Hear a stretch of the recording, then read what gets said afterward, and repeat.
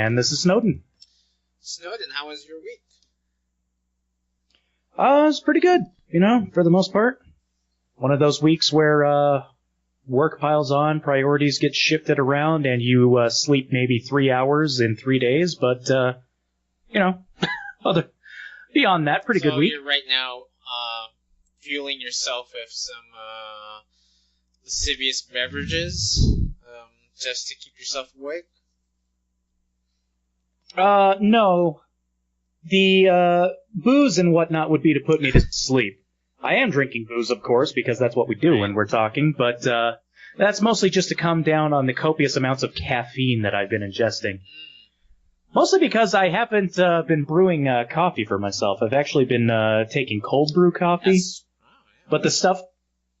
Yeah, it's good. I've enjoyed it before, but the stuff in particular that I was drinking is like cold brew concentrate. You're supposed to mix it with like 2 parts water, and I think my ratios have been off. So is it? So there's more cold brew than there is supposed to be water? Well, it's supposed to be like 1 part the cold brew concentrate and 2 parts water for a 3-part total. Like drink mixing. Which when you're mixing a drink, easy enough to do with your shot glasses and whatnot. We've done it before. But when you're doing it with coffee, it's hard to eyeball that in a big old thermos. So. Well, I mean, I don't think lab technicians use thermoses to measure their chemicals. No, but they're probably also not using shot glasses. Are you sure? I mean, You got me there. No, Actually, I'm not I sure. don't know what goes on in a chemistry lab, in a professional chemistry lab, so who knows what happens in there. They all have white jackets and goggles probably, but that doesn't necessarily mean they don't have alcohol stored up in some sort of drawer. So long as they're not mixing the alcohol with certain chemicals. One would hope, but I'm pretty sure every single profession in the world has alcohol in their secret drawers. I bet. You can't tell me that people... Come on, we live in a society where a fantastic old classic antique is a globe of the world that opens up into a bar. Human beings have been hiding their booze from each other for millennia. And I hope we still do that, because there's that sort of allure that comes with hiding booze. It's like at least in your case, like a hard to catch, like flirty woman, right? You want the woman who's harder to catch as opposed to the one who's like very easy to catch. If you get what I'm saying. I get what you're saying, certainly.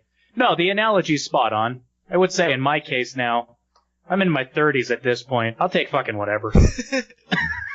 Cisgender, no gender, transgender, who cares? So long as you have a vagina. No, as long more as you like, have no, an more like orifice. That's the case, right? No, I'm not in my 40s. I'll stick with women, but let me put it this way: there's plenty of fish in the sea, but I don't need to go all Herman Melville, Moby Dick on this. If a fish jumps in my boat, I'm gonna be happy. Okay. I don't need a fight anymore. There's hope. You'll get that white whale, man. You'll get that white whale.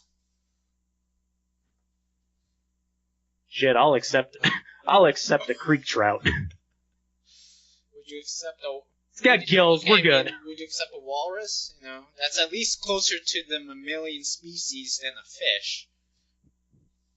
I think now we're just bizarrely mixing metaphors, and we've lost the whole track at this point. But yeah, speaking of coffee, I'm not much of a coffee person. I don't necessarily like drinking coffee every day. There's something about drinking so much caffeine. Not so much caffeine. I mean, it's just usually a cup of coffee every morning. But for some reason, I always get some sort of like anxiety attacks, in the afternoon. I remember when I was working at the office in my previous job, I would drink coffee sometimes, but for some reason, at like 1 o'clock or 2 o'clock, I would get some sort of panic attacks. And I think probably the ratio of blood caffeine was like off for me. So I'm not really into caffeine. My dad is. He loves drinking coffee every morning, but I'm the kind of person that kind of has like a natural like caffeine being produced within my body. So. Well, I mean, it wouldn't be caffeine being produced naturally in your body. Yeah, it'd be other stimulants. Yeah, it'd be something like that. But I did look it up. I mean, you're not crazy. There is a clear link between caffeine and anxiety. So that actually does make sense. The way that caffeine stimulates you, apparently the long and short of it, like from what I'm reading, they're dumbing it down, but it basically goes into your whole fight or flight response. You're suddenly stimulated, and you're feeling like, oh god, everything's around me, everything's attacking me. I got to do something here. Yeah. It's like you're like on LSD or something, or shrooms. Like you're getting all sort of like paranoid, like oh my god, I gotta get out of here. I gotta get out of this office. That's how I felt in my previous job. So that's one chapter of my life that you now know. So yeah. Of course, yeah. But yeah, caffeine. Not much of a fan, but I do really like tea. Tea for me is a good amount of coffee that I can ingest. It's not too much. It's actually very pleasurable from how I from what I've drank. So it's not as overbearing as having like a huge dosage of caffeine coming from coffee. Mm-hmm. Yeah, and I've heard that before, that tea is usually kind of a preferable way to get it. I don't know. I don't mind the taste of coffee. I rather enjoy it. My only problem with coffee is that I don't like hot drinks, which is why I gravitate towards the cold brew. But tea, I mean, I know it's like anything else. It's like coffee was, kind of an acquired taste for me. But tea is one of those things I've just never really taken the time to acquire the taste for it. I've never had a tea that I really enjoyed. Did you initially acquire the taste of coffee from like eating candy, or did you just straight out like drink coffee with sugar first, with some milk, but then you decided to go dark? Do you do black coffee? Okay. Oh, I do black coffee all the time. Honestly, I pretty much started with black coffee. I just went balls deep, as it were. When you go black, you don't go back. Well, yeah, exactly. But yeah, it was one of those things where I didn't like the taste at all, but I knew immediately that the caffeine was hitting me way harder than drinking a soda would. So I stuck with it purely on the stimulant basis. And eventually, you start to get a taste for it. Yeah. The only thing is again, I just don't like the hot coffee. I'll even take like room temperature lukewarm, which a lot of people would throw out, because at that point I can just start pounding it. I don't mind the taste, but I'll be perfectly honest, I don't necessarily care about the taste so much. I'm just looking. I'm just looking. Yeah, exactly. I'm just looking for the energy, so I just want to slam my coffee back. I've tried a particular kind of coffee in some part of Vietnam where they cultivate they cultivate coffee beans, but they don't refine the coffee bean until it has been defecated by a weasel. So, isn't that a monkey? And isn't that in a certain country in Africa? Depends on the country. So in Vietnam, it was the weasel. So I saw the weasels themselves. I didn't see them defecate coffee beans, but definitely they were the ones who were eating the coffee beans and turning them into that, the brown coffee bean that we all love and know. But I know that there are some countries within Southeast Asia that don't just use weasels. They use some other sort of animal, maybe like a monkey or an elephant or something like that, or a bird. So, but yeah, to me it was good coffee. It was very strong. You just only get like a small dosage. I'm not a coffee connoisseur, but it was pretty good from what I gathered. I'll take your word for it. I've heard of it before, and it's one of those things where I certainly wouldn't turn it down if it was offered to me. But it's never been something I've sought out. You know what we should have? I just thought of a name for a weasel coffee business. I would call it 2 Weasels and 1 Cup. That works perfectly. And you know what the thing is? That's absolutely perfect because nowadays there probably aren't so many people who would remember that or have even known it in the first place. That was during the knots, right? That was a video that was released. Yeah, that. Yeah. My God, that was a long time ago, wasn't it? That had to be. There should be a 15th or 10th anniversary special of that video. You know how there's those Oh my God, I just looked it up. It was 2007. So my God, it was 11 years ago. That was listening, to anyone that's listening. Oh, let's not No. They can Google. Okay, they Google Two Girls in One Cup. People, we'll just leave it at there because we're not going to describe. We'll go ahead, leave it right there. Just Google 2 Girls in 1 Cup and prepare to have yourselves a lemon party. Yes, and a lot of lemonade. God damn it! You didn't get that follow up, did you? I didn't. Sorry, I'm not much into pop culture. I don't know that much smut. If you're talking about smut, it was another thing from the same time. It was in a similar vein. Don't worry about it. I wasn't into Reddit during that period, or I wasn't on the frontier of the internet. I was kind of like that guy that just got the news through the grapevine from friends who just talk about certain memes and stuff. I'm like, what the hell is this? What are you talking about? Don't you know this? I don't know. I'm not fluent in internet culture as you are. So yeah. Yeah, I don't know what you're talking about. Is this something that also needs to be Googled but can't be explained on this podcast? Oh, screw it. I think at this point, even if people don't know what it is, they get what we're implying, so. Okay. Lemon Party was the name of another shock site where, you open it up and it was, an orgy of old men. No. Yeah, it was I think the youngest guy might have been 65 or something. Oh, that's nice. It was probably far more energetic than the octogenarian, right next to him, blowing him. Probably. Oh God. Was it was it okay? I can't believe I'm asking this. I want to know more, but was it bukkake or something something like that? Oh, it was just an orgy. I can't even necessarily remember a lot of the details about it anymore, to be perfectly honest.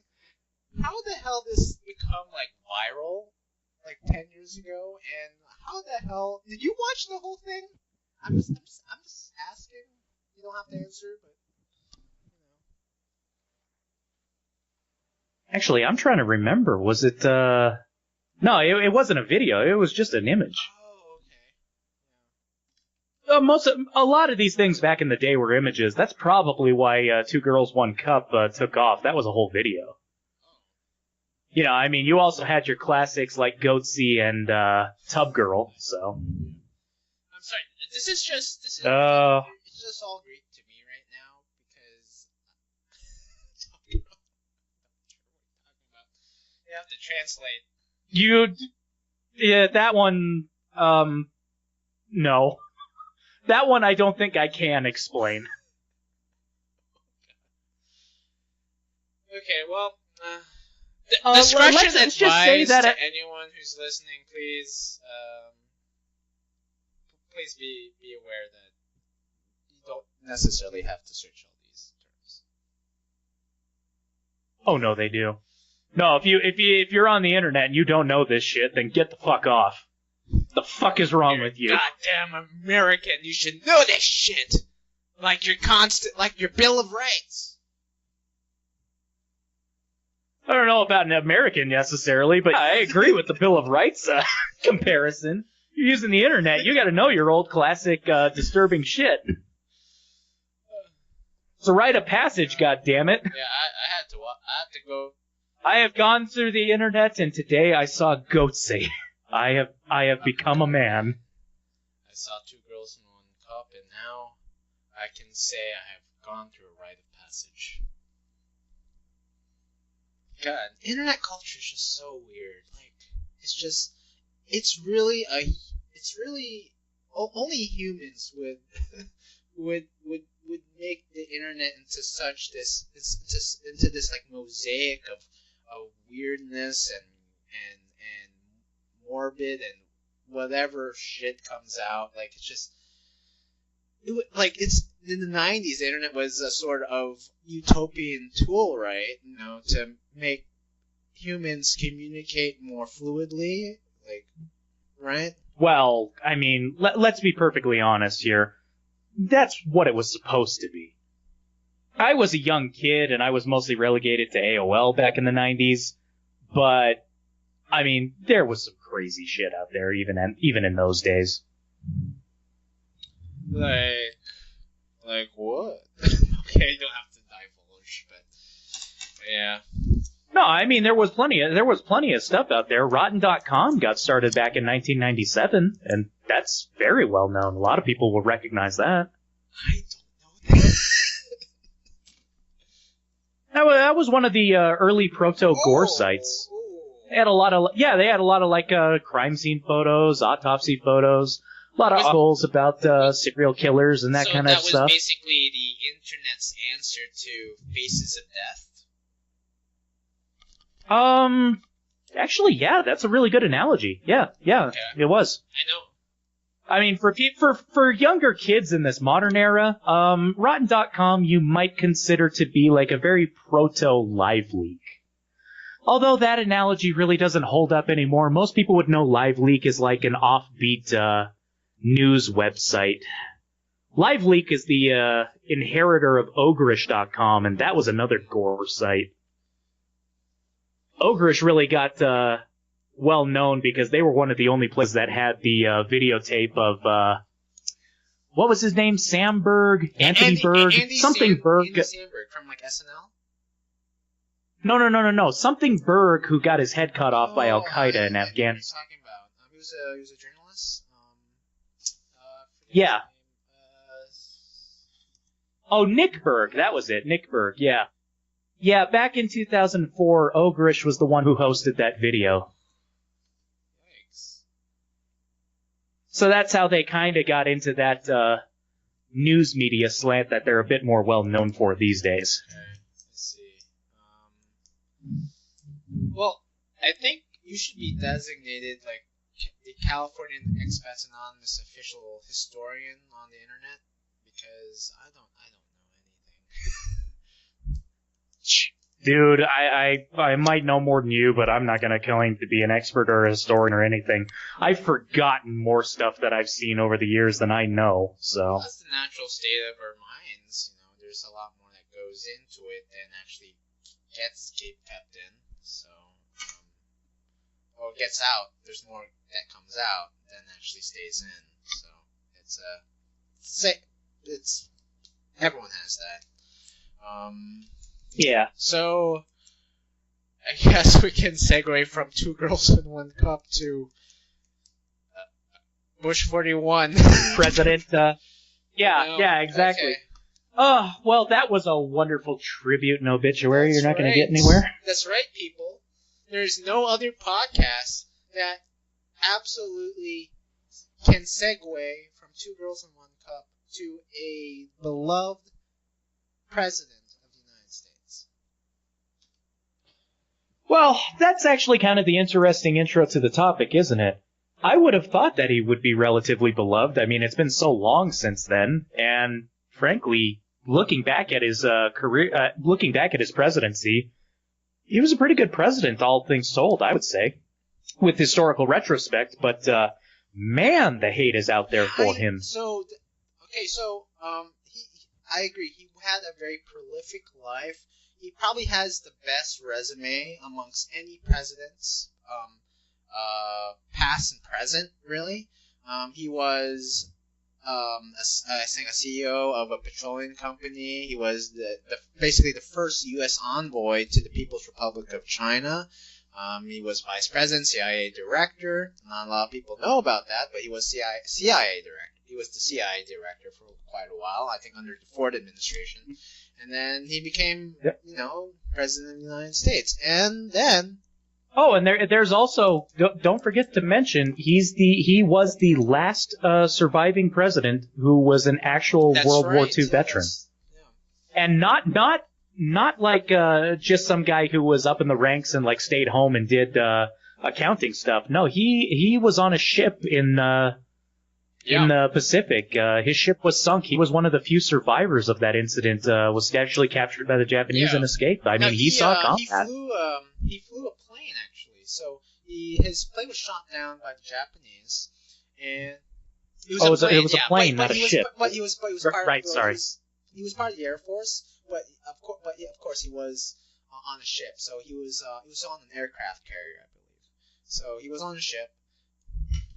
Yeah, and so the story is that his plane gets shot down by the Japanese, and at this point, a lot of his peers die, they drown or something, but he's able to get onto a lifeboat. But unfortunately, the current is pulling him to an island.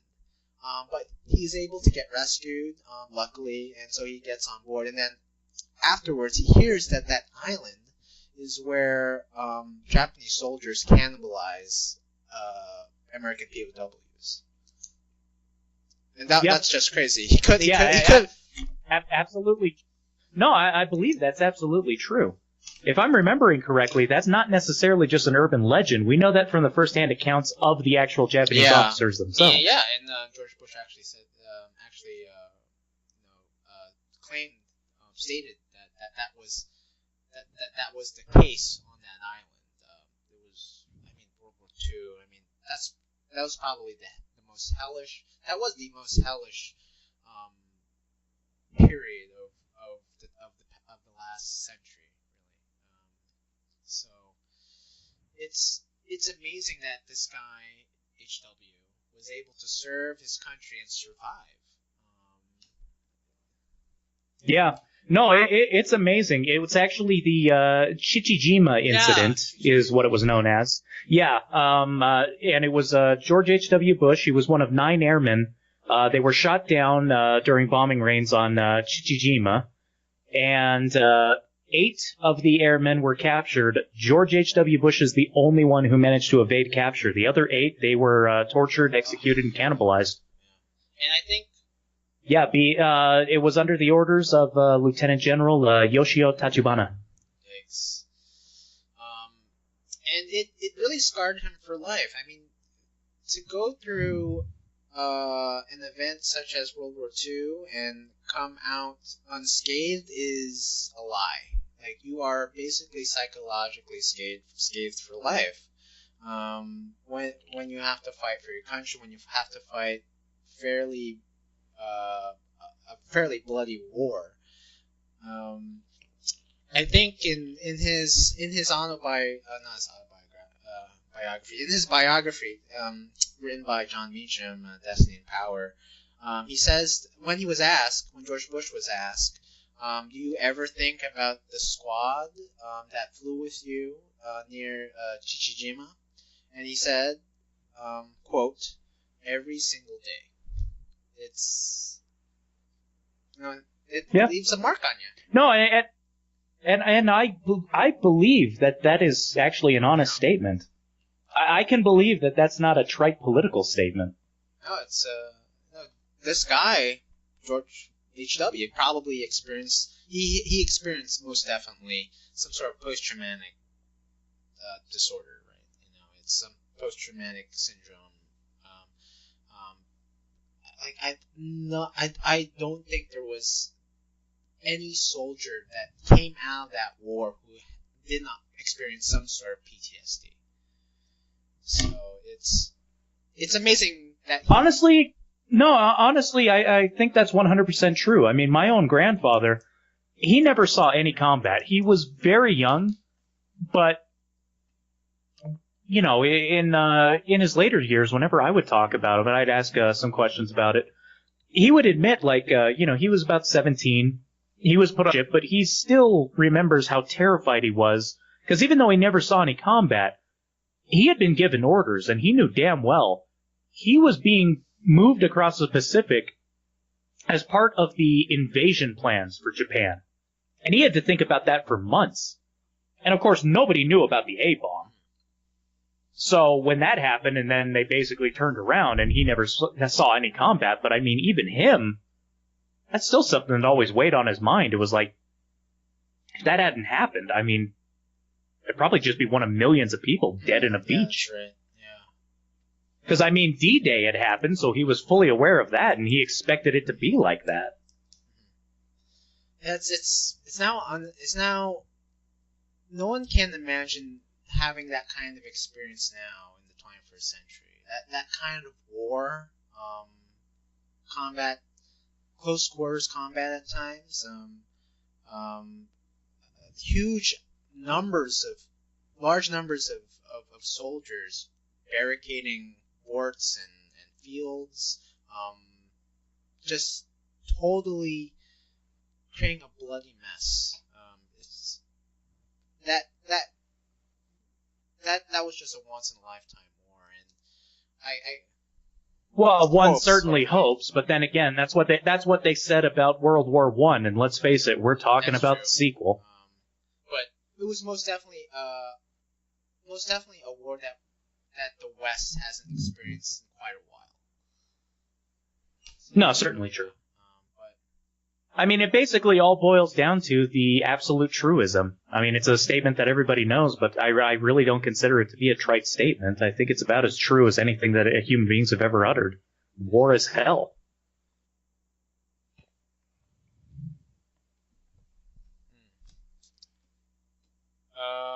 So yeah, speaking of H.W., so he had a prolific life. He not only fought in World War II, became a successful businessman, CIA director, U.S. envoy to China, vice president, and then president's father. Yeah. You know, one of the interesting things, one of the very few vice presidents to actually become president in his own right. That's right, yeah. Yeah, a lot of people... The last president. I mean, especially... Well, yeah. Well, not just the last president, but I mean, even before him. Vice presidents, honestly, don't become president very often. No, not in this day and age. No, not even in this day and age. Even before. I mean, it doesn't happen all that much. Earlier in the history of this country, like John Adams, and then after that, I think James Madison became president. He was vice president to Thomas Jefferson, and then there was Martin Van Buren, who was vice president under Andrew Jackson. No, it certainly happens, but here's the thing. The vast majority of the vice presidents who have become president, they were not elected. They actually got in because the guy before them died. I mean, John Tyler, Millard Fillmore, Andrew Johnson, Chester A. Arthur, Theodore Roosevelt, Calvin Coolidge, Harry S. Truman, Lyndon B. Johnson, and Gerald R. Ford. All because the guy in front of them died. With the exception of Gerald R. Ford, that was because Nixon resigned in disgrace. So yeah, it's just... But yeah, it's just funny to think about. Most people kind of look at the job as when you're being vice president, you're kind of auditioning to become president. I mean, let's face it, the VP usually ends up running. I mean, classically, in all of our lifetimes, Al Gore. But they rarely actually become president.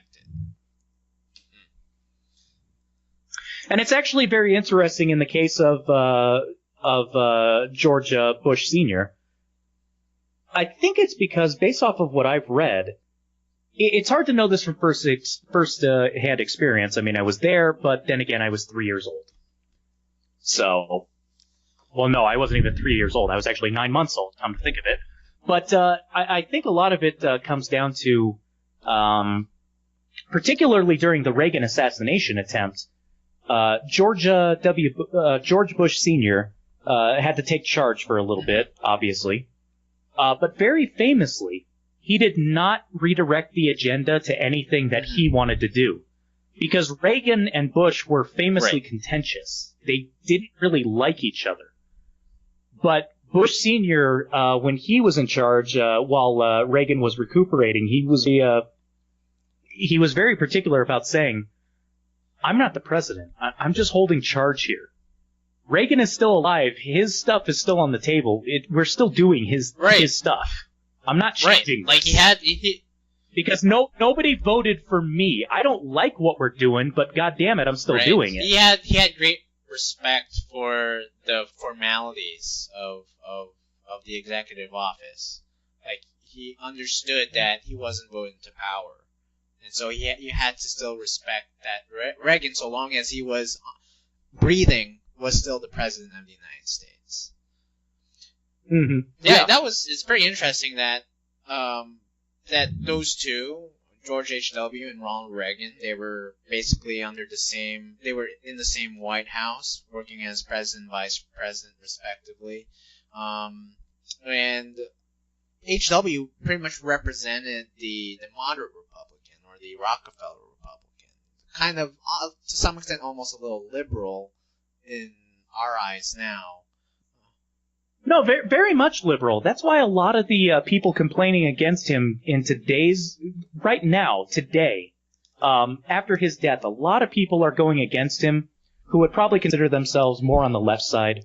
And it seems to be that they're just going against him because, he was a Republican, so fuck him. And they really don't seem to know anything about the man. I mean, the entire reason he only got one term was because he was so centrist. And frankly, so on that other side. He worked with Democrats to pass tax increases that were required at that time. And I mean, I'll fully admit, if I had been a voting person at that time, I would have hated him and voted against him. It's one of those things, though, where you really have to look at stuff in retrospect with the clarity of history behind you. He then kept his word. He didn't keep his word, and that was terrible, and that's always going to be a mark against him, because he had run on a campaign of there's not going to be any more taxes, and then he actively raised that was his downfall in 92, yeah. That was really his downfall. That's entirely why he didn't have 2 terms. More than anything else, that was it. But, I mean, it's one of those interesting things where a lot of people go against him because he's a Republican, and it's like, well, he was the kind of person that you should like. What's kind of interesting is that I've looked at Breitbart, well, I'm not sure Breitbart.com, but I've seen some videos of like memorials, tributes to George H.W. on YouTube. I don't think it's Breitbart in particular that I was looking at, but I did see a couple of comments, not like a couple, but a lot, on one certain video where there were some users who were saying, "Oh, good thing he's dead because he was a globalist," or good thing he's dead because he didn't care that much for the working class person, or he was basically kind of like this. There was a certain sense of like that they were like conspiracy theorists or whatnot. No, I don't think it's necessarily conspiracy theorists. What I really think it is that you're taking the problems of today and you're pushing them retroactively back to when I don't think they necessarily applied. I mean, this would be a lot like saying that Abraham Lincoln was a piece of shit because he wasn't interested in gay rights. Well, son of a bitch, that didn't exist back in his day. Of course he wasn't. You can't take today's standards and push them so far back in time. You can't do that. You can't just retroactively push back modern ideas to a place where it didn't exist at all. I agree. But yeah, I think despite what I saw in those comments, I believe that much of the country really respects the man, especially in this day and age where I think you can't help but juxtapose Trump with HW, because their style in politics are two completely they're the complete opposites, right? Whereas they really were. Whereas Trump right now is basically very aggressive, bullish, fairly, I guess, unilateral to some extent. Bush was far more congenial, and he would be able to reach out across the aisle and just, as you said, make deals with the Democrats, like raising the taxes during his term. We're working with them on those kind of things. Yeah, he was very much what a politician should be, which is having his own ideals but willing to compromise and work with the other side. And that's really what I think is the problem with this country at the moment, is that everybody views it as a sports team. Well, I'm the Democrats and the Republicans suck, or I'm a Republican and the Democrats suck. This isn't the fucking Super Bowl. Okay? We all need to compromise, and we need to realize that the other side isn't a fucking enemy. They're the other side that you need to work with. I'm not saying you have to agree with them. I'm not even saying that you have to like them. But not everybody who you disagree with is Hitler. So just fucking suck it up and just start working on some compromises, because I'll tell you, the vast majority of the people are in the middle and aren't on the far extremes of either side and just want some shit to work. Oh yeah, I think we can all agree with that.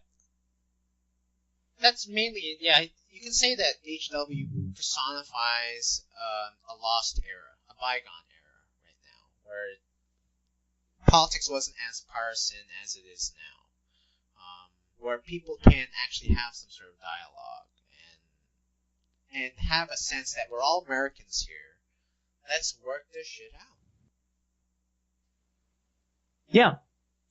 And it really comes down to, it's not even when you're talking about compromise. It's not a matter of like neither side gets what they want and we get some watered down thing in the middle.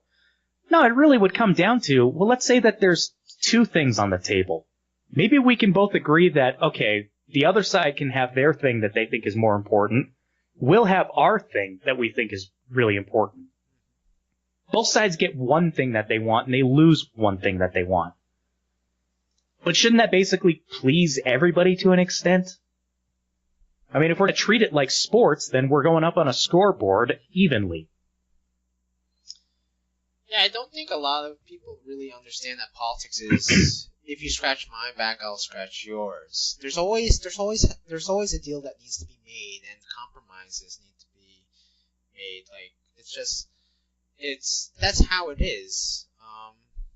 Well, here's the thing. The biggest thing of it is, I think a lot of people would look at it as, yeah, what you said is 100% correct, but I think the way you phrased it might come across a little wrong to people. People might look at that as, like, you're just explaining what corruption is. But no, I get what you're saying, and the way that I would try to phrase it is more along the lines of, you have a family that's coming together on a holiday.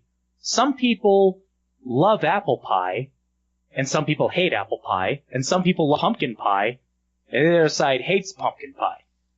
But you can compromise by saying, well, let's all come together and maybe get 3 pies. We'll get an apple, we'll get a pumpkin, and then we'll also get a chocolate. Or maybe, hell, if we're not that rich, we'll all get chocolate because everybody kind of likes that. That's a good point. Yeah, and the family in this analogy would just be Americans. You know, and that's the problem, is I really think that a lot of people look at anybody who's not on their side politically as being, you're not even part of this country, there's no connection between us whatsoever. No, fuck you. I mean, like I said before, I'm a nationalist. We're all Americans, even if I hate other people's opinions. As long as they're still part of this country, I got a grudging respect for them. I think that should apply to every single country. And some countries don't work out very well because no one really respects the other side. Here in the United States, it is pivotal for our democracy in order to have a dialogue amongst each other so that we can have solutions to fix this country. There's a lot of problems. And like we talk about a lot of problems in California, there's far more problems outside the state. I mean, it's sad to see that this country has become more partisan, mainly because Trump is in power, and people didn't expect Trump to become the president of the United States. And for some reason, a lot of people can't really imagine someone voting for Trump.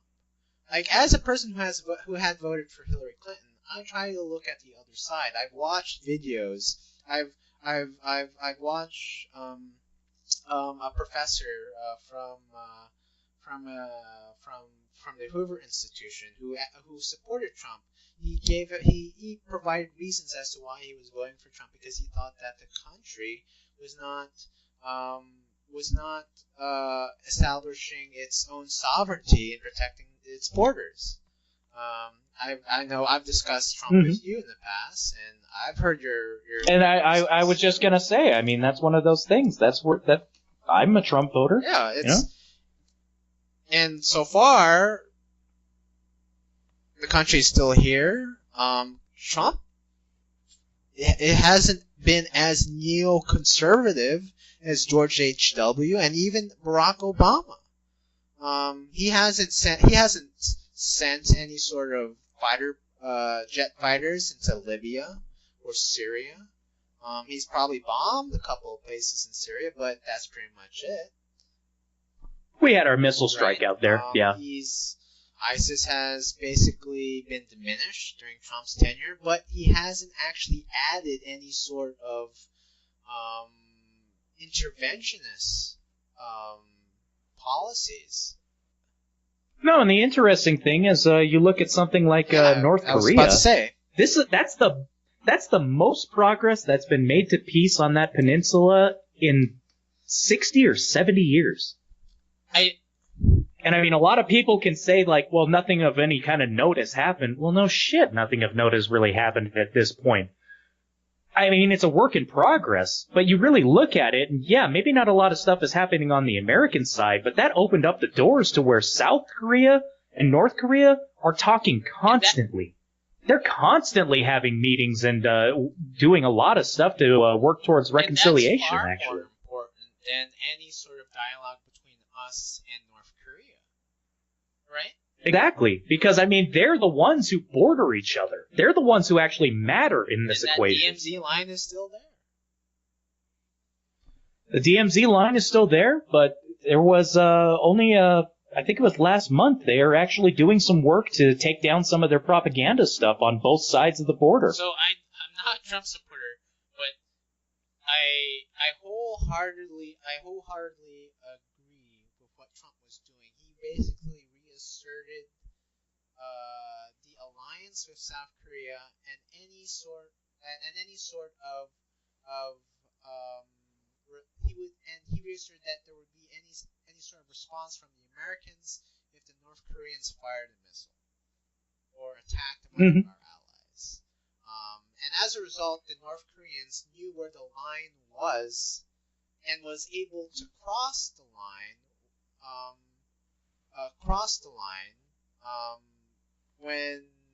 when they understood what the line. What I'm saying is they were able to reach out across the aisle and talk to the South Korean president and have a very productive peace talk with him.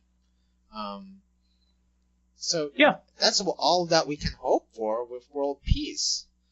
And Trump hasn't really become the gun-toting cowboy that I think we all feared prior to November of 2016. Well, I think a lot of people just assume like he would start launching nukes and just blowing everything up, and it's been quite the opposite of that, frankly. He's most definitely less neoconservative than Obama was during his tenure. That's what I think. And that's not an idle statement, because I think a lot of people forget that Obama and Hillary Clinton, as Secretary of State at that time, worked really hard in the background to bring down Libya. And that was a disaster. ISIS basically came in when there was a void, when Gaddafi was killed. So yeah, I mean, I have to hand it to Trump. He's doing very well internationally. Despite what he says, he's done right. He's done right. And if I can go back on something that you were saying before, I do want to follow up on it. I want to ask you, when you were saying like you've listened to like that professor who was a Trump supporter explaining his opinions and whatnot. My big question to you is, even if you don't agree with any of the assessments, can you at least understand that people have valid reasons for their opinions? Yes. This country is very diverse, right? What that professor was talking about, he comes from the Central Valley, so us, we're from the coast, right? So I'm from Northern California. I'm near San Francisco. You're from SoCal. Mm-hmm. You're near LA. So we're from the Orange County. Okay, relatively. Or Sorry, Orange County I'm fairly specifically. ignorant I mean, of SoCal, so pretty much everything is LA down there. Look, I'm just saying, I'm still pissed off that they're the Los Angeles Angels. They ain't fucking anywhere near LA. Okay, but you're from Orange County, which is technically close to the coast. Very close to it. Well, I mean, it is on the coast as a county as a whole. Yeah. Well, this professor, Victor Davis Hanson, is from the Central Valley, or he's from, I guess, the other California, the third California that we don't really know, the rural part.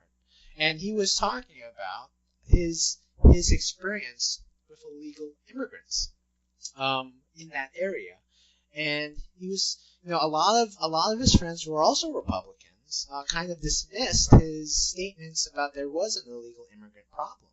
But to him, he has faced it like daily whenever he was on his farm in the Central Valley.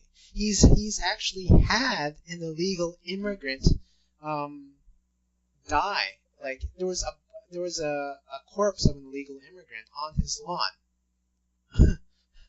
In his home in the Central Valley, and he was just saying that how can I address this when the state of California in the United States doesn't address illegal immigration, and he's very concerned about it. He finds that California is becoming a sort of state of Mexico. It's being slowly transformed into a sort of province of our southern neighbor, and he feels that the Americanness he's not racist at all. He's not racist. This guy lives in the Central Valley. His neighbors are Mexican Americans. They're Mexican Americans, and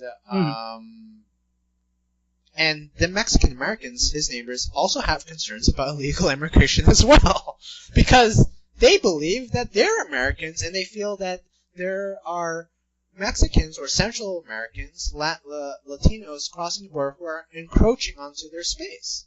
And isn't that valid concern for people that, these people, they're trying to decrease their wages? Can't we protect our borders so that our jobs are safe? Can't we protect our borders so that we don't get any sort of illegal, so that we don't get any corpses on our private property? And because these are illegal immigrants, there are no papers for these corpses on private property. We have to him, this was a no-brainer. We had to vote for Trump. Well, I'm sorry. No, I'm finished. No, I'm sorry. I just wanted to dovetail off of that because you were making me think. It's like another one of the big reasons why I'm so opposed to illegal immigration is that the corpses thing. Absolutely. There's also, I don't want to live in a country that condones a soft slavery. Yeah, which is what we have right now. I mean, living in California, growing up in California, everybody sees Mexican workers everywhere, and making my biggest problem with it is I will never forget being a little kid, and where I lived in my neighborhood, I would mow the lawn at our house. It's just what I did. It was one of my chores. We didn't have gardeners. So I would mow the lawn. Most of the other people in the in our neighborhood, they would have the Mexican guys who come out and mow the lawn and whatnot. When I was getting into my early teens, I figured I'd try to make some money. I went around and started asking people like, hey, can I help mow your lawn? I've got a lawnmower. I'll come around on Saturdays and do it. And I figured like I would ask for, I don't know, like whatever amount of money I was asking for. And it's like I figured, okay, I'm being much cheaper, but than what the actual professional gardeners must be charging. I was surprised to find out in some circumstances I was asking for more money than they were getting. I'm only one person, and I was just going to mow the lawn, for shit's sake. And I mean, that stunned me. At the time, I didn't even really think about the implications of it, but I mean, you've got people who are coming out and doing a lot of the work for slave wages, is effectively what they're getting. I mean, that's what I really have to wonder about a lot of people who are like, oh, let the illegals come in and whatnot. Are you really being sympathetic, or are you just trying to protect some kind of weird economic situation where you don't want to pay somebody for a job? I really suspect is the latter. I mean, I really do think so, because those exact same guys who mow your lawn right now, everything else notwithstanding, if they were suddenly citizens out of nowhere and they had the actual legal framework to protect themselves and demand better wages, are you going to keep them on and have them mowing your lawn when you're going to suddenly have to pay like 100% more? No. What's kind of interesting, but a lot of people don't really understand that Cesar Chavez really wanted to have a wall between California and Mexico. The hero of Latin America. He got a lot of crap for that recently. The hero of Latin American heritage, right? I would see Cesar Chavez's head on certain posters when there was like Latin American ones here when I was in school. And this guy, Cesar Chavez, understood that if California was getting inundated with low-skilled laborers from Mexico or from Central America, it would basically decrease the wages of the current Mexican Americans within this country. That he understood the economics behind illegal immigration far more than I think a lot of people here in this state. No, it's when there's a absolutely lot of true. supply, of course, prices go down. That's what happens, people. And they would go down, and they especially go down because you are in a position where they can't complain about what they're getting. I mean, so often I hear stories about, like, meatpacking plants in particular are notorious for this. Having their workers having to put in, like, 14-hour days. Not being able to take any kind of breaks whatsoever. Getting, like, far less than the federal mandated minimum wage per hour, like maybe $2-3 an hour. I mean, fucking China wages. Yeah. That's happening in this country. Yeah. And it's because they're illegal aliens. And it's one of those things where I look at it and it's like, I really do have to wonder. The entire reason you're supporting this is because we no longer take boats in from Africa. That's basically what this is. That's kind of the sad truth of it. Yeah. And I know a lot of people would look at me and tell me to fuck off, and probably rightfully so, because they're saying that's not what I believe, and that's fine. That's not what you believe. I'm not accusing you of that. What I am saying is that this is the system you're supporting realistically, and you can't deny that. That is, what's happening is basically that there are low-skilled laborers coming into this state, and because they're low skill, they get paid shit. And as a result, they can't even buy property. Because, well, for one thing, the property prices here in California are sky high. Well, in California, it's insane, especially just the cost of living alone. The vast majority of workers under any kind of demographic don't make a living wage, and period. Consequently, because there's not a lot of people buying property, the state is becoming a state of renters, of people who don't have a say in how the property is being devised within the state. The whole point of the United States of America is that this state always advocated for each person having their own private property, right? Like, That's why. Mhm. That's basically the basis for our democracy. If you're an owner of private property, you have a say into the matter of society because you want to keep your private property, you want to sustain and maintain your private property, and so you're very invested in the democracy as a result. But that's not happening in California because a lot of people are just rent. And it's to some degree, it's becoming almost like a Latin American state where there's only so few people owning huge portions of land in California, while there is a huge mass amount of people who just only rent. It's kind of like an estate system, right? It very much is an estate system. You know what it is? It's New York. Yeah. I wonder how many Californians would be interested in hearing themselves directly compared to New York City. That's what it is. It's a couple of wealthy property owners, Trumps, who rent out to the vast majority of people. Because the vast majority of people can't own anything. You don't want that. I mean, eventually there's going to be a point in this country where the amount of land won't be able to what's the word I'm looking for? Sustain people? There won't be enough land to sell off to the total population, right, of the United States, right? Well, I mean, that honestly, I'll disagree with you on that. There is so much land in this country. I mean, we have. America has. Sure, in the future, eventually. I mean, the problem is that in the future, that applies to the entirety of the planet. But I mean, what kind of time frame are we talking about in terms of the future? I think America will be a footnote in history long before we get to that point in terms of geographic area in this country. America will be looked at like Rome long before the part of the world that is considered the United States of America at this point actually runs out of land that we can house people in. We are only a blip in human history. What, it's like just 200, we are 100%. 250 years now? About that 250 years. It's a fairly young country. Wait, no. You don't need Viagra. No, it can't be 250 years. Holy shit, no, it is about 250 years. My god, I just realized. My big thing is I was realizing the tricentennial would be 2077, but we're closer than that. Then we're not that far away. Okay, so about 243, 42? I'm bad at math. Whatever. The point is, yeah, you're about right.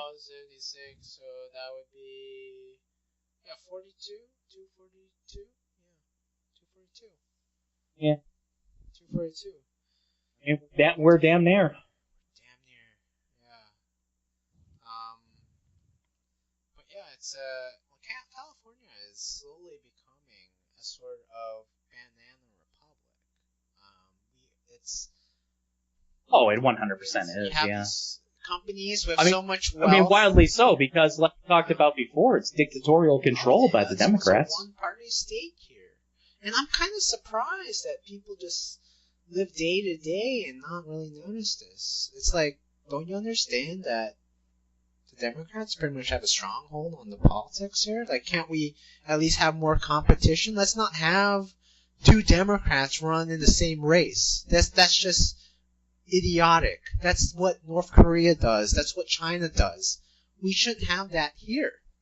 It's just so idiotic. And at best, it's idiotic. At worst, it's fairly ominous. I mean, if the Democrats have this kind of stronghold, it's pretty bad. I have to pause right here. I have another word from our sponsors. Okay. So I just want to say a few words. Actually, these are not my words. This is someone else's words. So I will leave it to this person to do the ad. Every year, this animal suffers alone and terrified in California. They are being constantly beaten up in the polls, waiting for someone to help. Hi, I'm Sarah McLaughlin. Will you be an angel for a helpless animal? Every day, these animals are disappearing and crying for help. Please say your answer to these animals going. Please say you're the answer to these animals going extinct. That's right. The animals I'm referring to are the endangered California Republican. They're dying off, like the California grizzly bear. They currently need your help. Many of them are alone and starving and can't seem to get any votes in this Democratic-controlled state. Unfortunately, the Endangered Species Act won't help in this case because other species of Republicans across the country have pretty much abandoned California. But there's still hope. Please call the number 1-888 I'm helpless and I can't get out, or go online right now at www.thegrandextinctparty.com. You'll provide these animals with conservative echo chambers, shelter, and a look-alike blow-up doll of Ronald Reagan. You will get a photo of a Republican in a shelter who has been given a second chance thanks to you. Right now, there is a Republican who needs you. Your call says I'm here to help.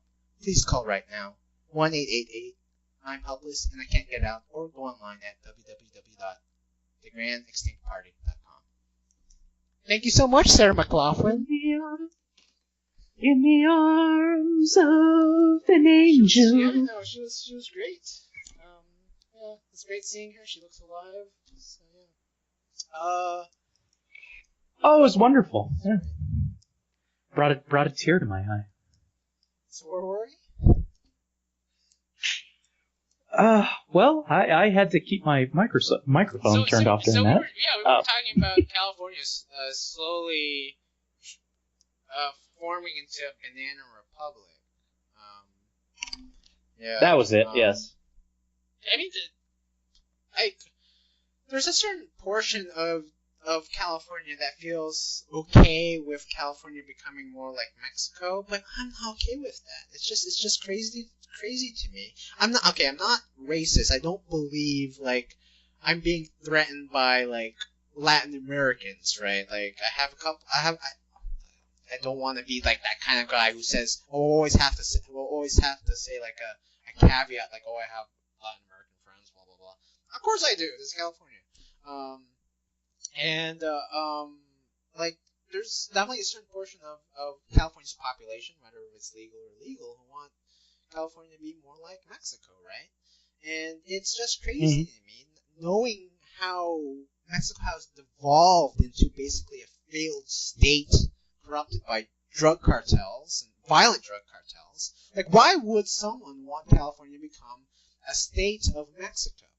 Or become more like, Mexico itself. It's like there's that, the California-Mexico border is probably one of the most violent borders in the United States, mainly because we have to deal with drug cartels. There have been a lot of beheadings on the Mexico portion of the border.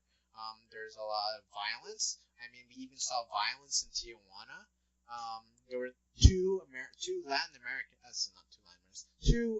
Mexican Americans who went to two young Mexican Americans, two teenagers who went to Tijuana. Oh, God, this story, right? Yeah. And they were not only killed, but they were tortured before they were killed by a gang of I guess maybe cartel members or I don't know. We're not really sure.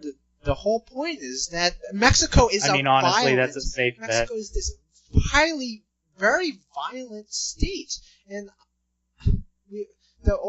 there's a major reason why a lot of Mexicans move to the United States is for a sense of relative safety. They're far. Like if you look at Mexico, it's statistically since 2005, Mexico has experienced, I think, 250,000 homicides. That is at least double the rate at which we kill off each other in the United States. It's.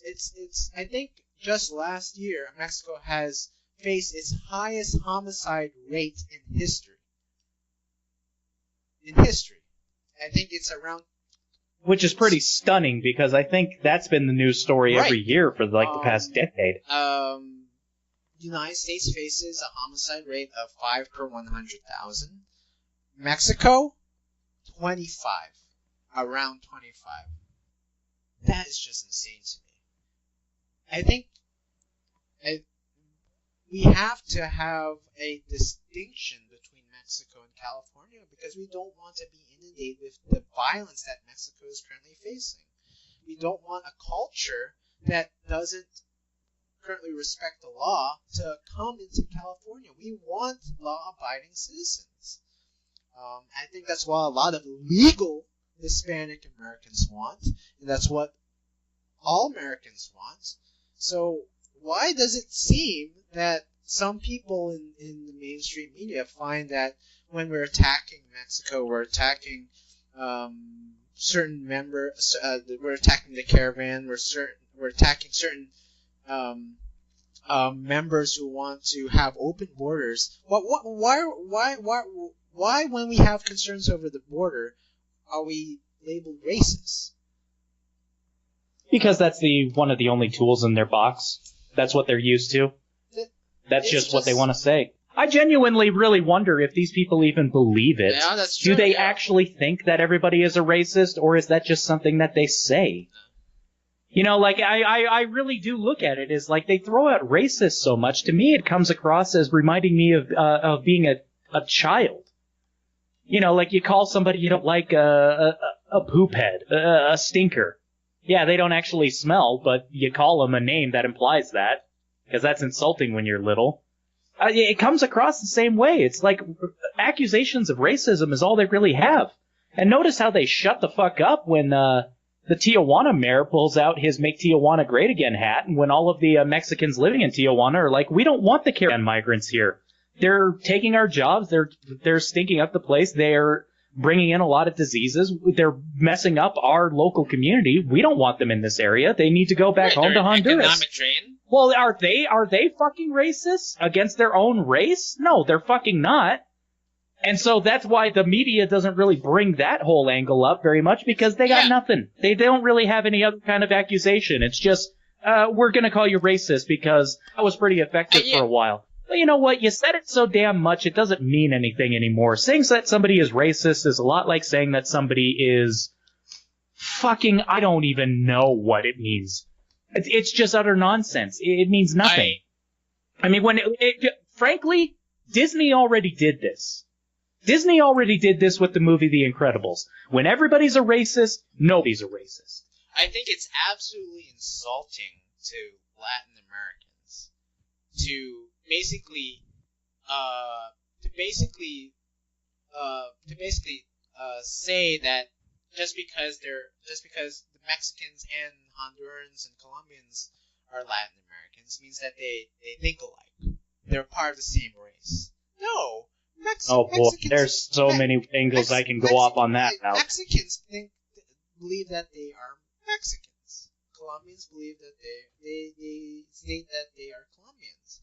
They each have their own distinct culture, and even dialect to some degree, and I guess behaviors, customs, and traditions. We can't place all Latin Americans into the same boat. It's not just because you attack one, just because you attack the idea of illegal Hondurans or Guatemalans coming into this country doesn't necessarily mean that we hate Mexicans. That doesn't make any sense. It's like saying, we can pull together Chinese and Japanese together. If you call a Japanese person Chinese, I'm not sure if that's actually... yeah. Oh, they'd be pissed. They'd be pissed, in my experience. They'd be pissed. Because they know that there is a distinction between them and the other people within the region. Just as, there is a distinction between us and Canada. Canada has the same, border laws. We have to respect them. We can't just go in. We have to make sure we send in our passports, for them to vet us, to check us. Like, we have to expect the same process for people coming into this country from the southern portion of our nation. Like, it's I think it's just common sense. Of course there's going to be certain situations where certain people are being threatened by violence from their native countries. Of course they should apply for asylum. They should go through that process. But just because you have only an economic reason to come into this country, basically the only reason why all these migrants are coming into this country is mainly for economic reasons. They could have been happy in Mexico. I think Mexico has a lot of opportunities despite the violence, but it's far safer it's a far safer country than Honduras, which has I think it's like around 40 per 100,000 in terms of its homicide rate. So it's about twice. I'll have to look that up. Let's see here. Honduras homicide rate 2018.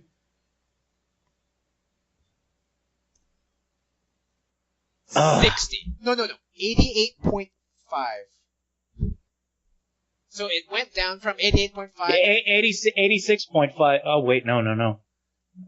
Well, it looks like it's been going down. I can't find the actual 2018 numbers. I'm seeing 59 per 100,000 people in 2016. It's been going down. The high that is listed, at least on the report that I'm looking at, was 86.5 per 100,000 people in 2011. So, I mean, it's been getting safer every single year, relatively speaking. It's relatively far more violent than Mexico. Well, I mean, here's the thing, is that despite that, since about 2010, Honduras has one of the highest murder rates in the world. So they're probably in a more comparable range to Venezuela, which anybody who's paying attention knows how fucked Venezuela is. I actually knew someone who actually visited Venezuela recently. Went to Caracas. I met God. When I was doing my round the world trip, I stayed in Bogota, Colombia, and this guy was just he was staying in the same hostel, and we were just introducing each other. And he said that he was in Caracas, Venezuela. I'm like, recently? Yeah, it was actually quite fine. It's like, are you sure? Because I'm surprised about that, because I've heard stories, also people who were supposed to have been from Caracas, who are not like people who are on the low end of things, people who work in hospitals, just talking about how gunshot victims just come through the door like almost by the minute. That's scary. No, it's insane in Venezuela, especially now that now that oil prices have gone down. They used to be like $180 or at least $80, but they're now like $50.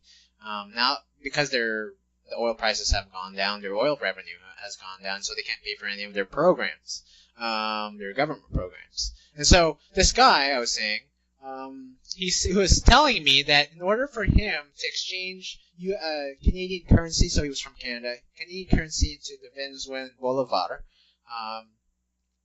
he had to get a dealer. He had to get a dealer who would come into his hostel and exchange so many so many currencies. So you get a suitcase of Venezuelan bolivar to exchange his envelope of Canadian dollars. Yeah, sounds about right. I was just flabbergasted that you went to Venezuela and you came out safe. Okay. That is that to me is stunning. I mean, Venezuela is one of those places on the planet I just would not go. I think he was studying to be a doctor. So probably studying. There's got to be other places you could do your internship. I don't know. Maybe Honduras. I'd probably pick Honduras over Venezuela. I don't know. I mean, just by reputation. Maybe I'm wrong. Yeah. I mean, I've never been to either one, so I can't necessarily judge, but by reputation. Honduras is quite violent. I would never go to Honduras. Right now, as of now. So if it gets any better, I will think differently. But right now, Honduras is definitely one place I would not visit. I would rather go to Afghanistan. Honduras.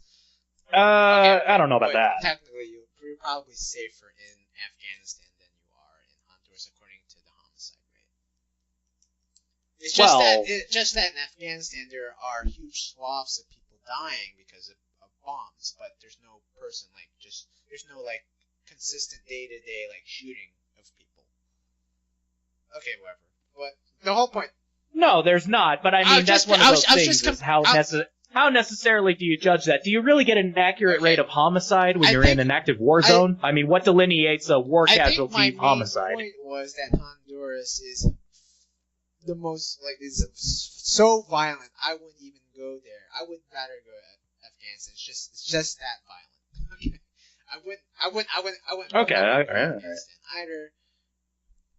I mean, you'd have a better impression of that. I'm pretty sure you and John. Well, I shouldn't say his name here, but okay. You said it. No last name. I mean, John went to Afghanistan. So I mean, but yeah. Well, yeah. To be perfectly honest, I don't know it anyway. Yeah, so. yeah. John was born in Afghanistan and luckily escaped it. So yeah. Yeah. So he must have had some stories about what it was actually like.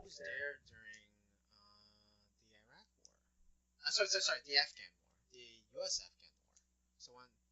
Well, I mean, the U.S.-Afghan War is still technically going on. That's true. That never stopped. No, he was there during the initial invasion, so I think he was... Okay. I think he witnessed a lot of corpses on the streets at one point. So he's seen some stuff that no... child of that age at that time would have seen at least in our country. So but yeah, it's I think the whole point of this current conversation was that Latin Americans don't think alike. They're not the same. They're not all the same. It's well. Really, nobody's all the same. This is one of those things that really, kind of as a tangent, but dovetailing in direct comparison with what you're saying. This is why I hate this politically correct term of people of color that people keep trying to push. I don't understand that. No, it's like basically there are white people and then there's everything else. As if everybody else is supposed to match up. What the fuck are you doing? How the shit is that supposed to be progressive? Is my question. It's absolutely regressive. If we're having that kind of rhetoric, where we're distinguishing whites and non-whites, isn't that segregation? That's what it seems like to me. Also, good job picking a word that directly invokes Jim Crow South. It's just, I think we're going... I mean, seriously, go ahead and Google people of color right now. You go into the image search, you're going to see a lot of whites-only restaurant section photos. I guess we're getting to the point where people of color will become too offensive, and then we have to call people Negroes or Chinks or, I don't know, Japs or something like that. You know what the weird thing is? The weird thing about that is, that's probably less offensive than people of color, because that at least delineates a difference between people, which I think is kind of important. I mean, everybody has different life experiences. I'll never forget one time I went to the dentist. There was a couple of black people in there talking, and one was a local woman here in Denver. She was talking, and I happened to catch some of it. She was talking to a woman who was actually from Kenya. And I mean, she was asking questions like, "Oh, what kind of village did you grow up in?" And the Kenyan woman was like giving her weird looks, and it's like, "I'm from Nairobi. It's a bigger city than Denver. What do you mean, village?" What the hell are you talking about? Yeah, she's like keeps looking at her askance. It's like, you think I grew up in a hut or something? I grew up in a high-rise apartment building. That sounds like something from a sitcom. But I swear to God, that's the reality. And I mean, that right there just kind of cemented it for me. It's like, you know what? I mean, ultimately, people are going to be people no matter what. You know, I mean, that's the kind of shit that somebody could.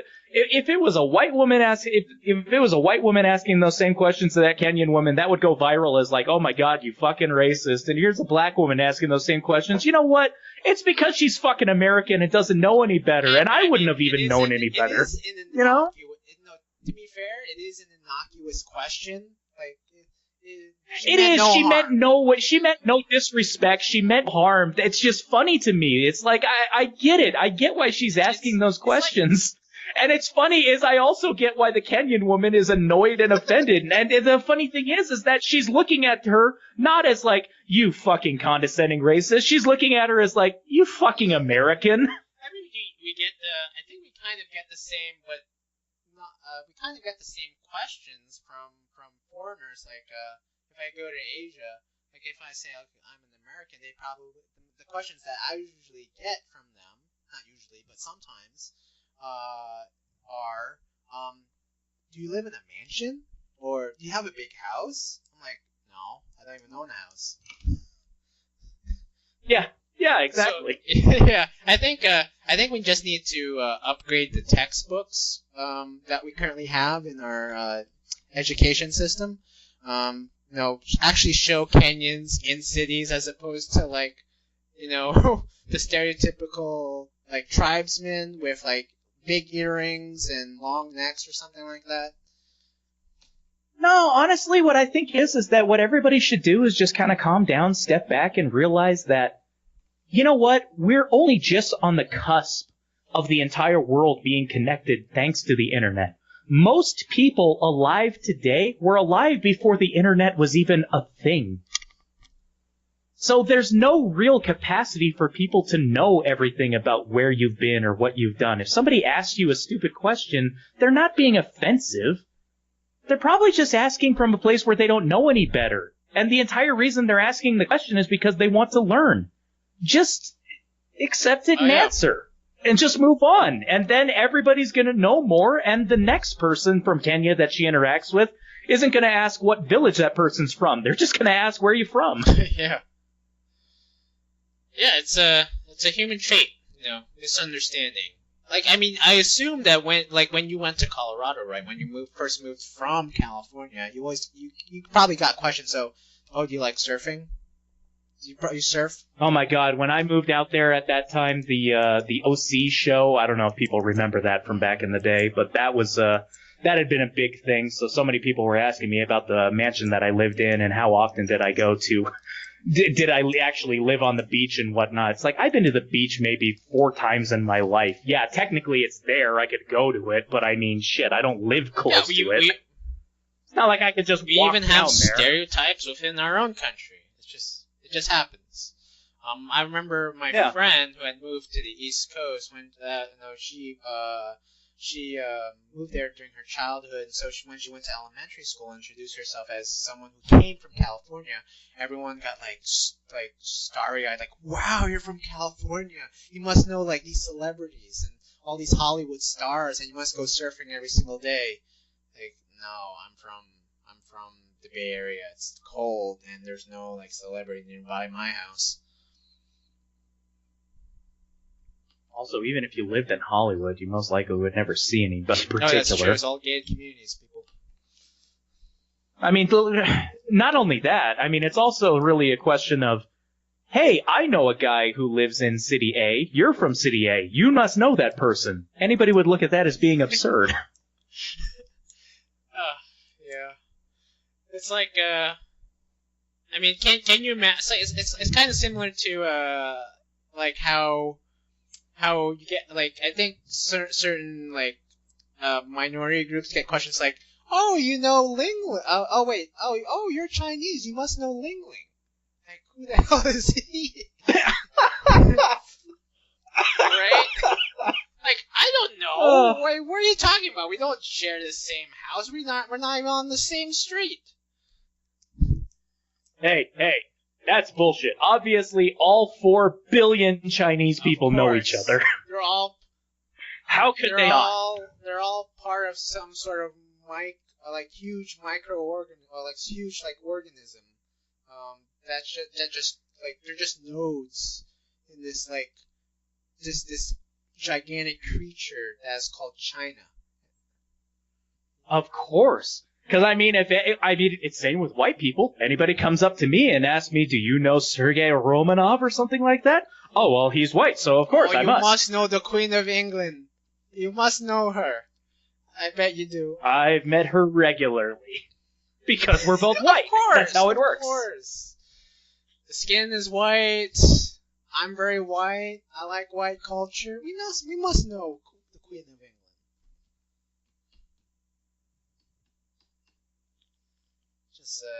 But yeah. Where were we? Oh God. Oh my God. That's a good question if we're trying to tie it back to something eventually. I don't really remember the deviations we've taken. To group Latin Americans together. Yeah, so that was it. True, but that had already felt like it was a tangent off of something else. I don't know where we are, but I guess we can just fuck it. Off to at least some more humorous story. So this week, a guy in Washington D.C. was trying to get his marriage license, and he was a resident. He's a resident of. He currently had his New Mexico driver's license, and so he goes to the marriage clerk's office, and he shows the clerk that he has a driver's license, a valid U.S. driver's license, and shows his New Mexico license to the clerk, and the clerk looks at him funny. I'm like, well, this is a foreign license. You need to show me a passport, your New Mexico passport, and and the guy was saying, no, I'm from this country. This is New Mexico is a state, and so the clerk actually had to go back to the supervisor and ask, is New Mexico a state? And then I guess the supervisor said no, and so it goes back to the guy and says, we need your passport. No, we need it, basically putting her foot down, requiring that he needs to show a valid foreign passport, according to her, a New Mexico passport, in order to get a marriage license. And so he says, no, we need, I am an American. This is a New Mexico driver's license. I don't need to show any sort of passport because I am an American citizen. Just please give me the marriage license. And so the clerk goes back to the supervisor, and then I guess eventually they sort things out, and then he eventually gets his marriage license. But apparently, according to him, he was complimented by the clerk that he spoke good English, despite the fact that he was born and raised in the United States. I must say, for somebody from New Mexico, you speak perfect English. Wow, it's so uncanny. The amazing thing about that is I can buy one person fucking it up. It blows me away that the supervisor as well didn't recognize New Mexico as a state. Yeah, apparently it's flyover state, so what would a resident of DC know about New Mexico? It's...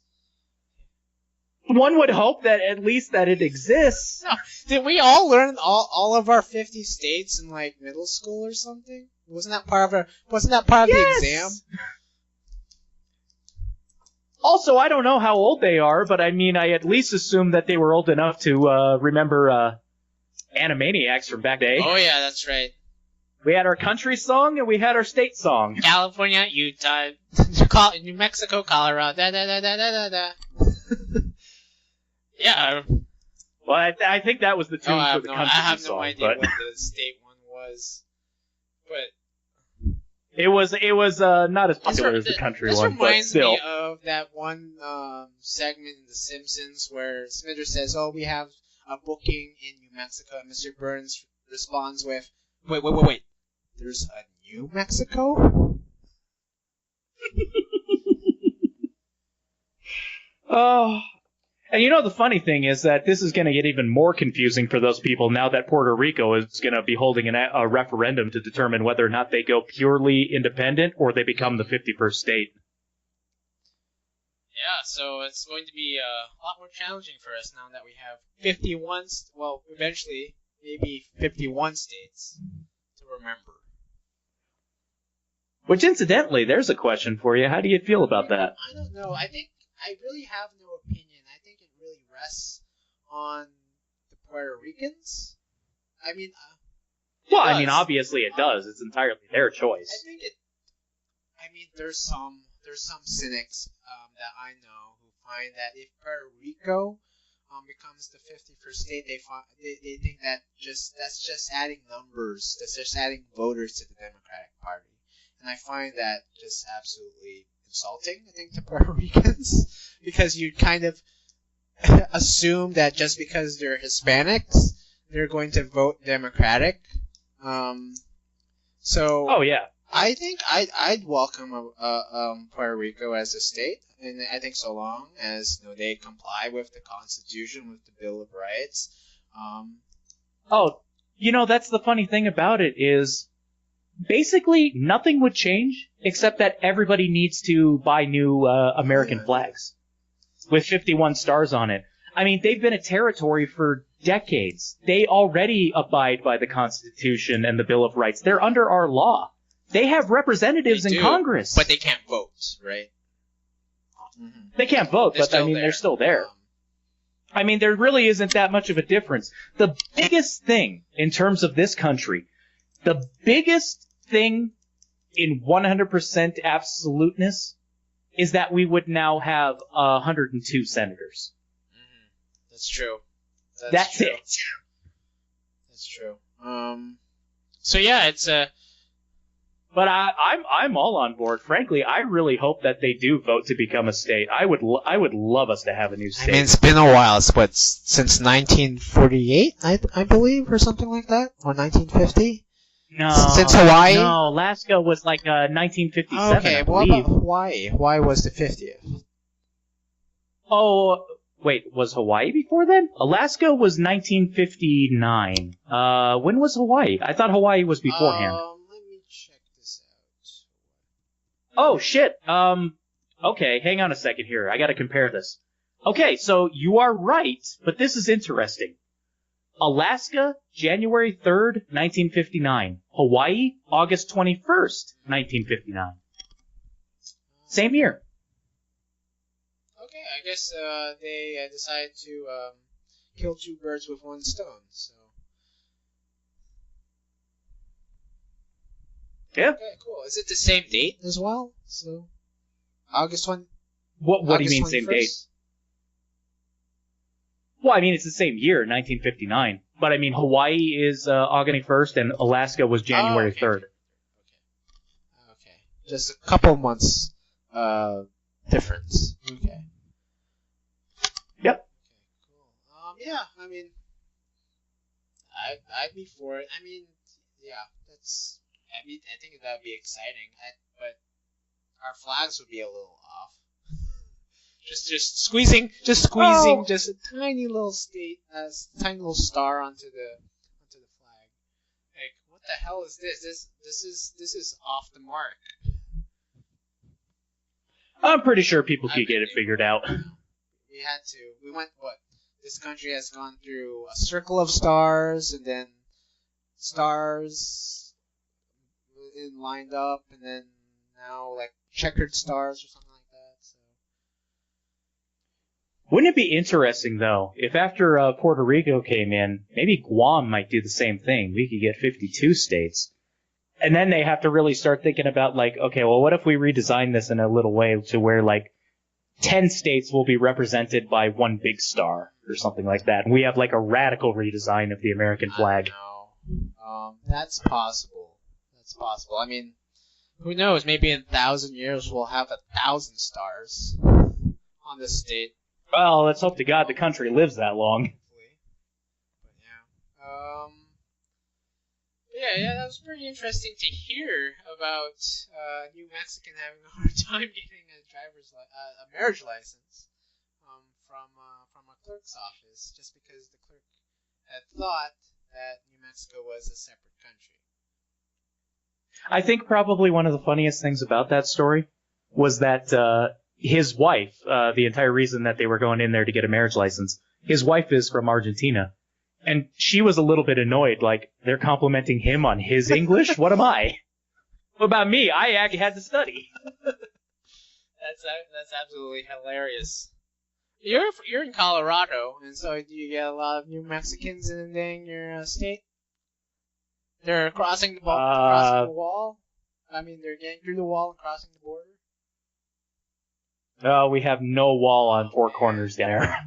You got to put something up and divert them either into Arizona or into Utah. Horrible, these pesky New Mexicans. They're always trying to get into Colorado, try and get your jobs.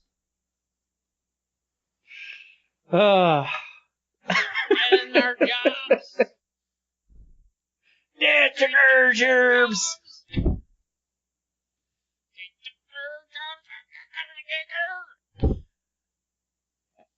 Actually, it's a funny thing. I'm pretty sure I mentioned this on a previous podcast, but no, it's the Californians that people are worried about out here. They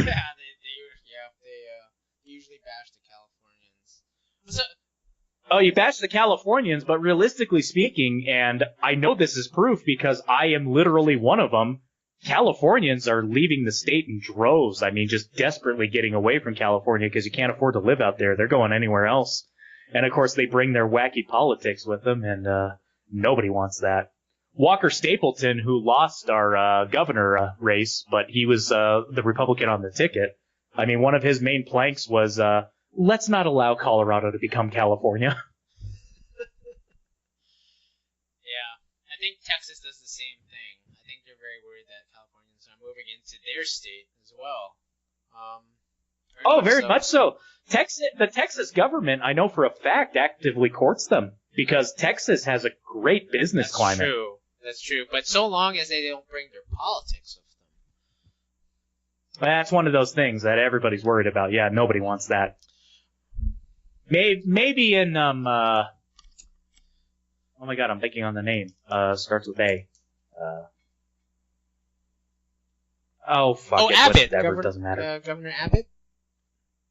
No, not Governor Abbott. The name of a city out there. Austin, Texas. Yeah. Austin is the one I was thinking of. Yeah, maybe in Austin. So I don't know. I have a friend who lives out in Texas, and he says Austin is California light out here, except it's humid as shit. Now,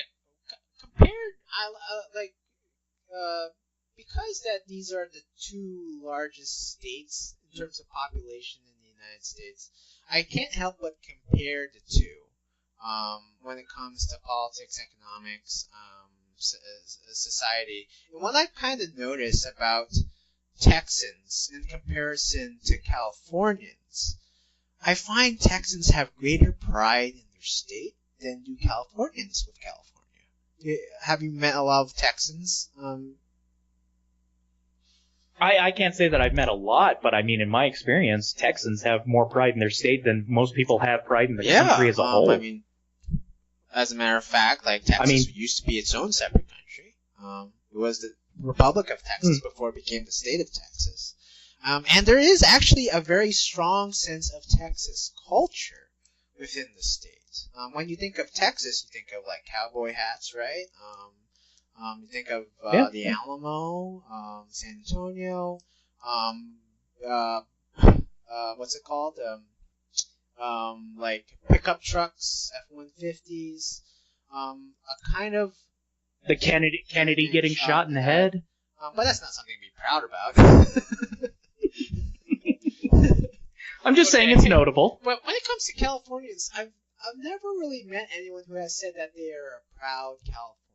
Maybe a politician would say that, but I've never met any sort of average person saying that. They're a proud Californian. I mean, they have great pride in having certain amenities within California, But I've never heard anyone say that they are proud of being a Californian, as opposed to like hearing a Texan saying that they're a proud Texan. Do you think? That's actually true. Thinking about it, looking back on my life, I can't remember anybody really ever bringing that up. Now, I know, yeah, you're right. I've heard politicians say that, but I've never heard people say that. There must be people who believe that, but yeah, that doesn't seem to be such a big cultural thing in California. I think that's one of the major problems with California, because there isn't really a sense of identity within this state. There's really a bunch of tribes. There's not just like the Bay Area and then SoCal or like LA area. There's also racial tribes, right? Like there's this kind of segregation. There's also this kind of wealth.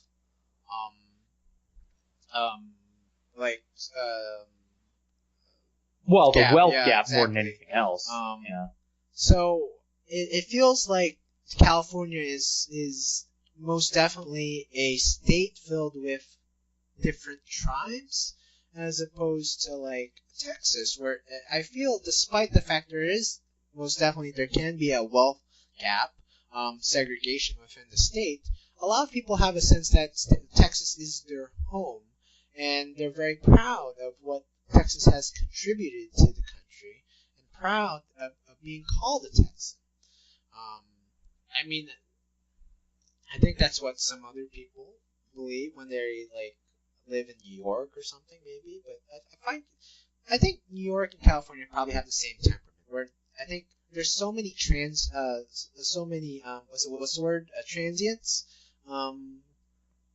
Transients. Transients. Within their states. Well, I mean, that depends. What do you mean by transients? You mean people moving in and out of the state, or do you mean like the euphemistic terms of saying homeless? Moving in and out of the state.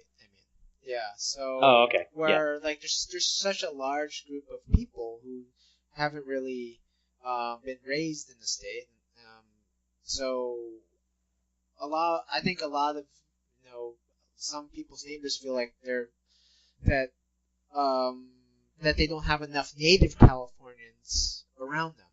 So there's a lot of people from like foreign countries or from overseas or from out of state.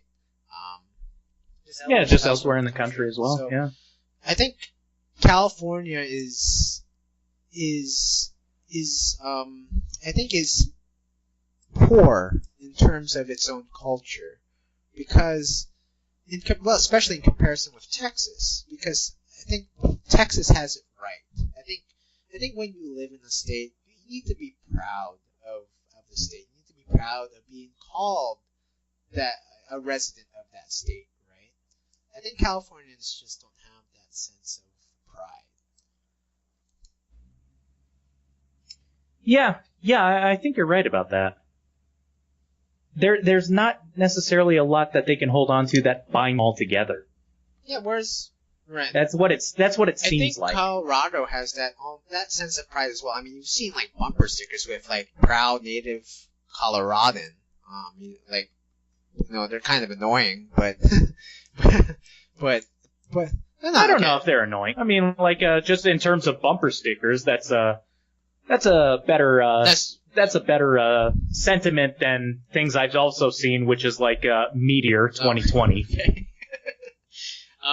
But yeah, it's I think Coloradans have that sense of pride as well, despite the fact that Denver is now being inundated with people from out of state.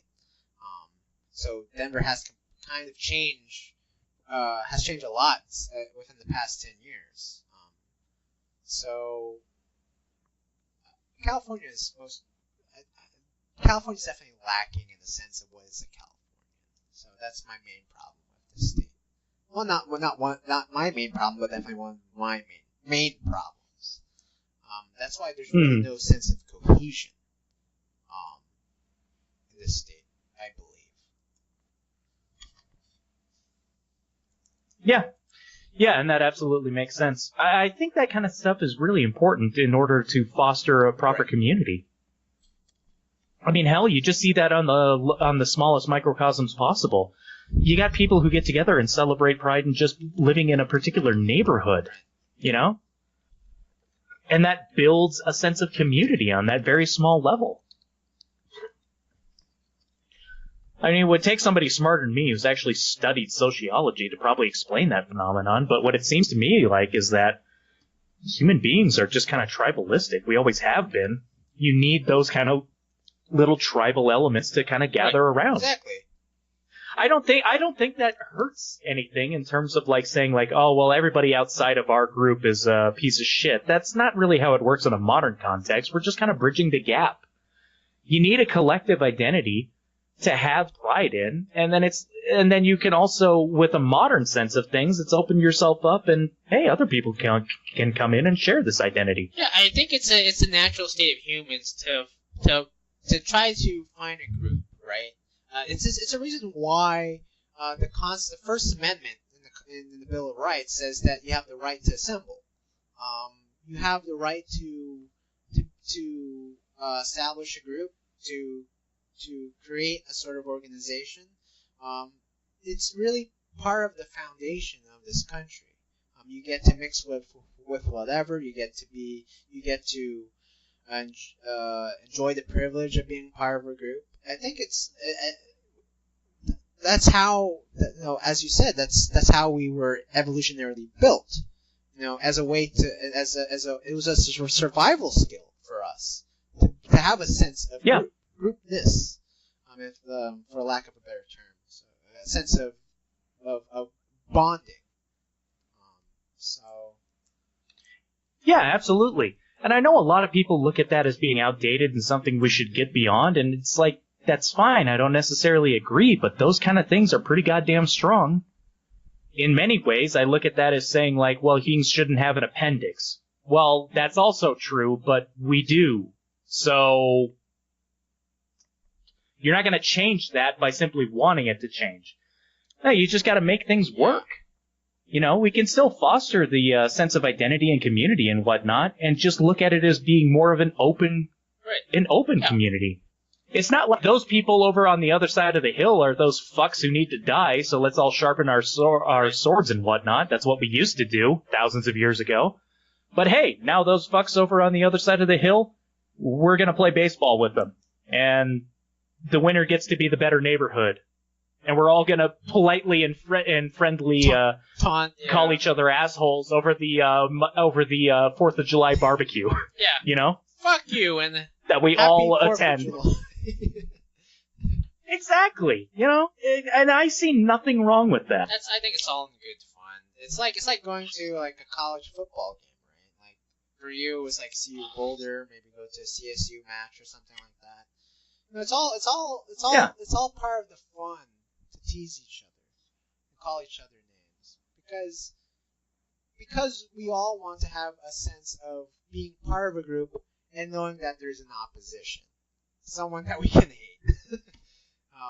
Right. Exactly, and that's the thing is like I hope more of that gets put into the areas of like states and cities, towns, and neighborhoods and whatnot, and sports teams, and not in our national politics. To tie this into like kind of where we were starting with this, Yeah.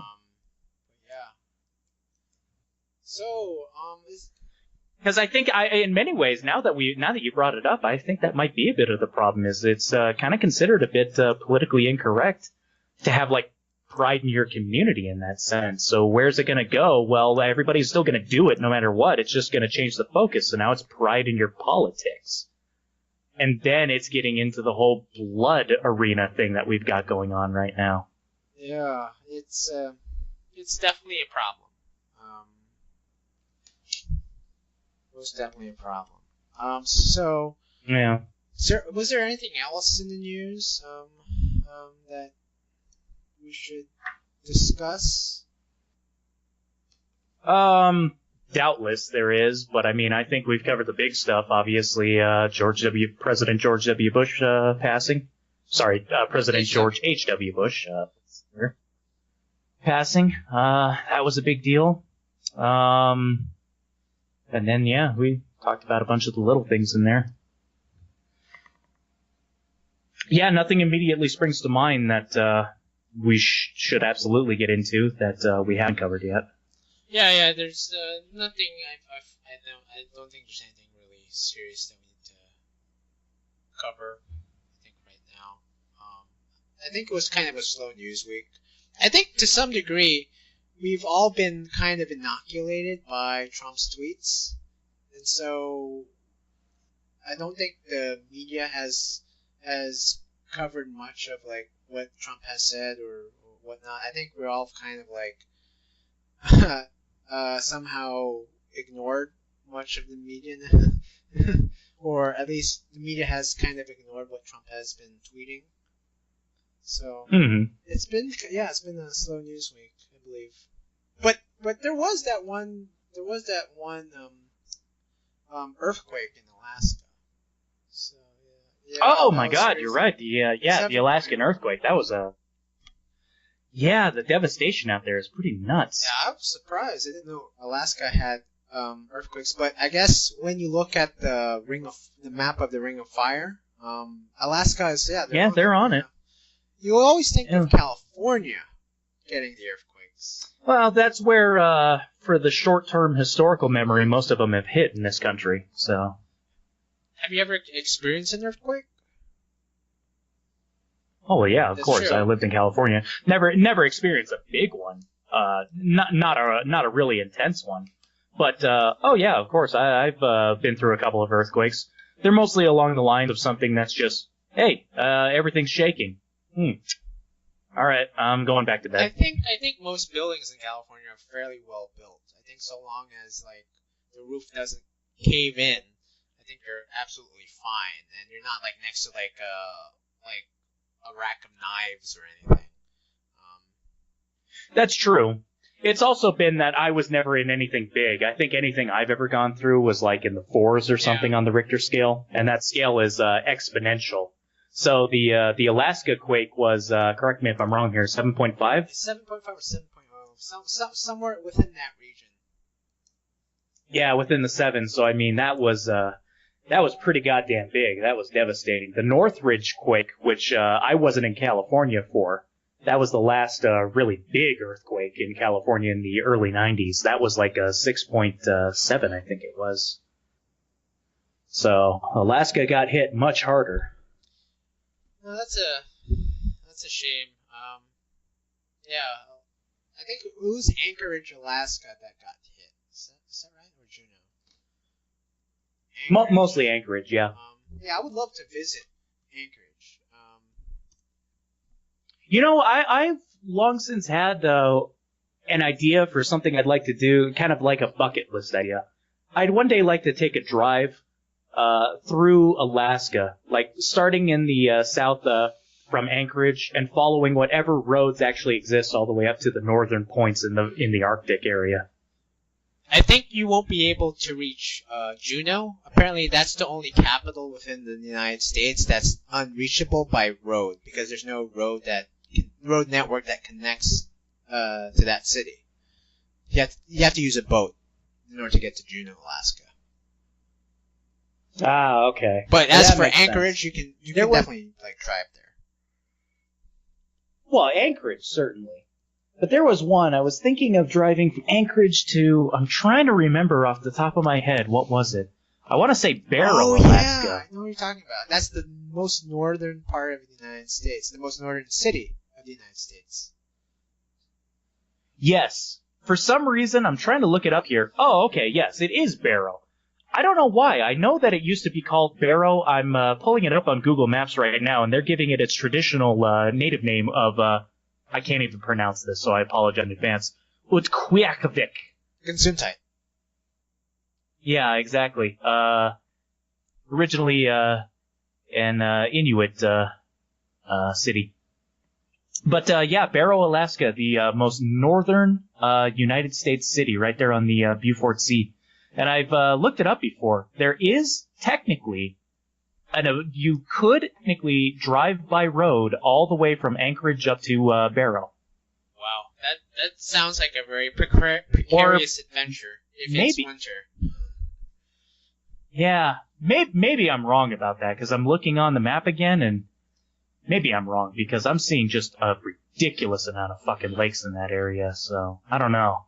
Maybe it's impossible. I think you would need to take a flight, or at least some. Oh, no. I think you have to fly somewhere, some sort of airport, but then you would also have to take some sort of like shuttle or car from that airport to get to Barrow, Alaska, because I don't think planes are able to land there because of course the extreme weather up north.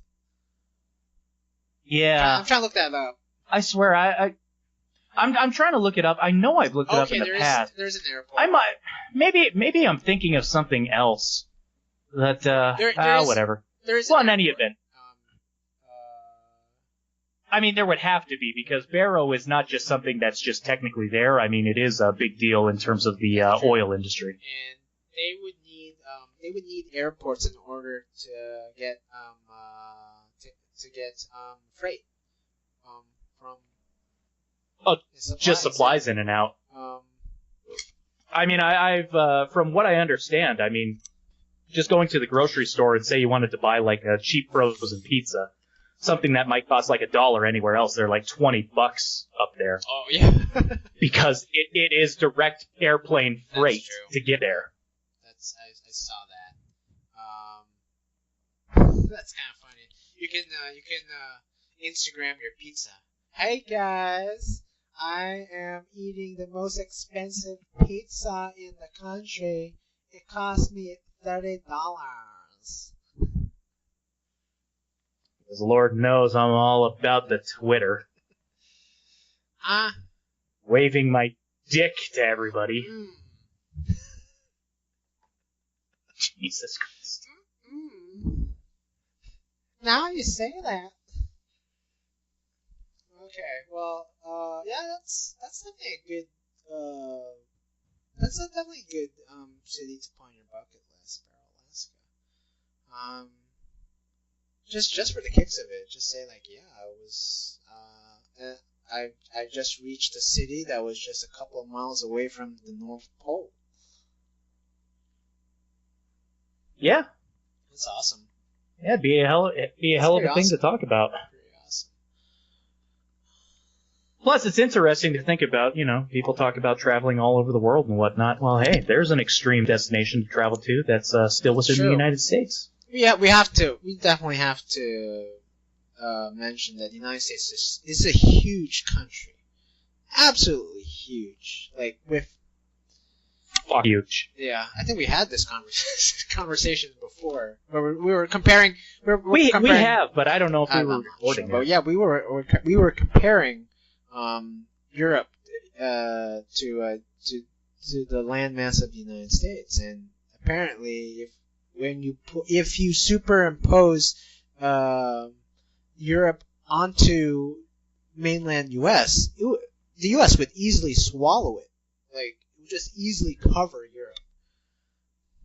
Well, it easily swallows it, but the part that I find far more interesting, that I think would probably make the point to most people who are unfamiliar with it, the distance to travel from Denver, which is kind of in the middle of the United States and still a bit more westward, to Los Angeles, is much shorter than it would take to drive from Paris to Moscow.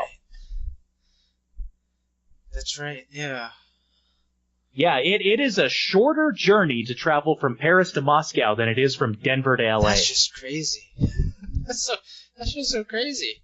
It goes to show how much land we have in the United States. Yeah. And that's the thing is, again, I mean, that's just LA to Denver. You still got a whole half of a fucking country if you want to go all the way to New York. That's true. It's absolutely true. Hey, maybe we can invite more illegal immigrants in so that they can populate the United States. Well, certainly, but that comes down to the question, who wants to pay for them and who wants to be okay with exploiting them for it? Well... And that get into an interesting little thing. Yeah. Yeah, I'm very sentimental about the U.S. Like, just traveling across the country, like, it's just like little pockets of culture. You get to meet interesting people. Hell, I've been to Kansas City, Missouri, and Kansas City is definitely an interesting city. They have very good barbecue, very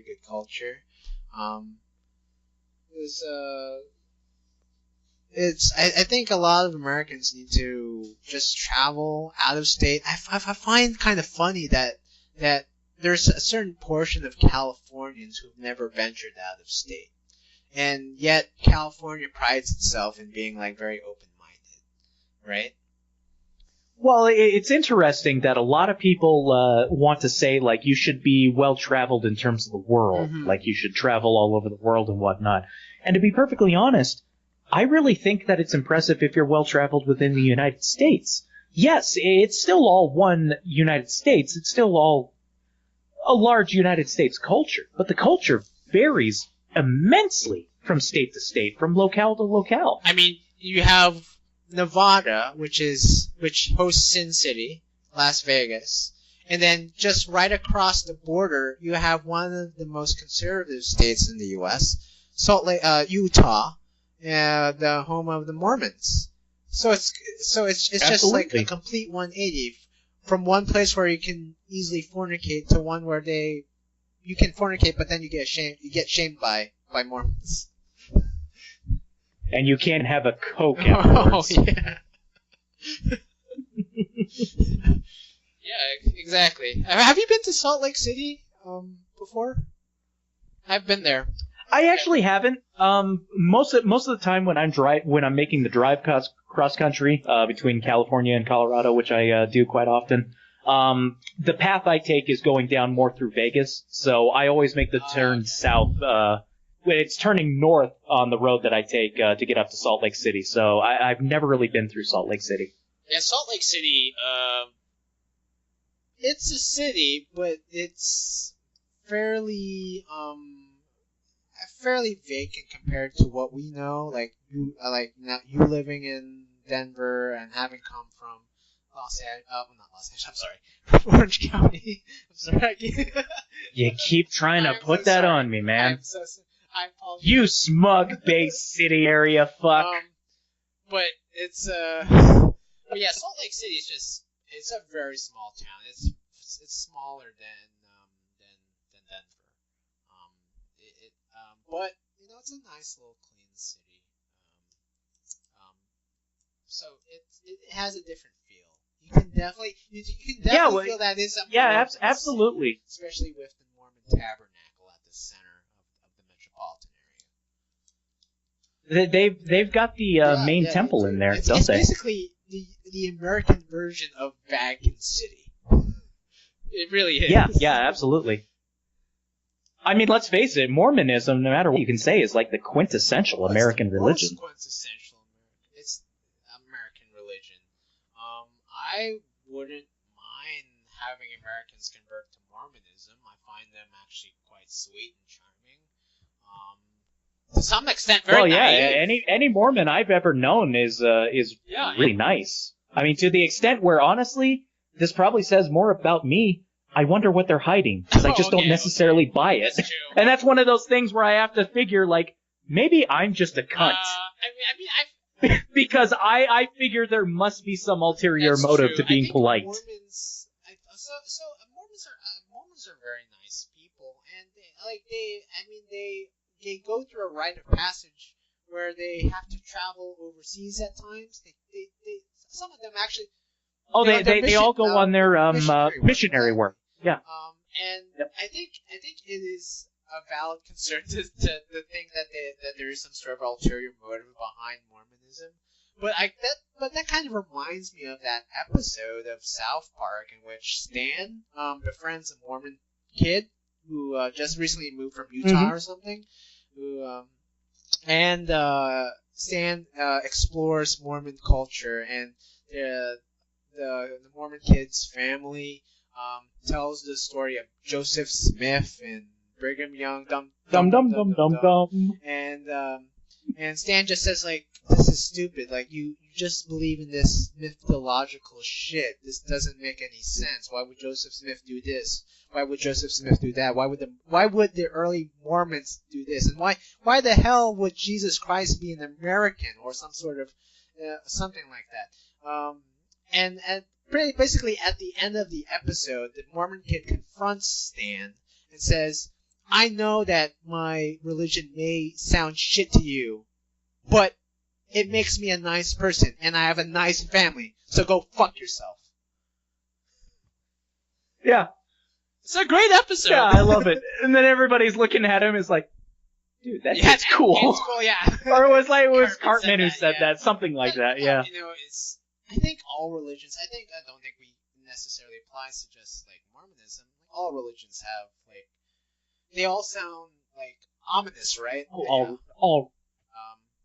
Well, more than anything else, I mean, frankly, people can look at Mormonism as being silly, but all religions are silly. Silly's not even the appropriate word. All religions are fucking ridiculous. Yeah. They don't really make a lot of sense. They don't really make a lot of sense when you put them up to very close scrutiny.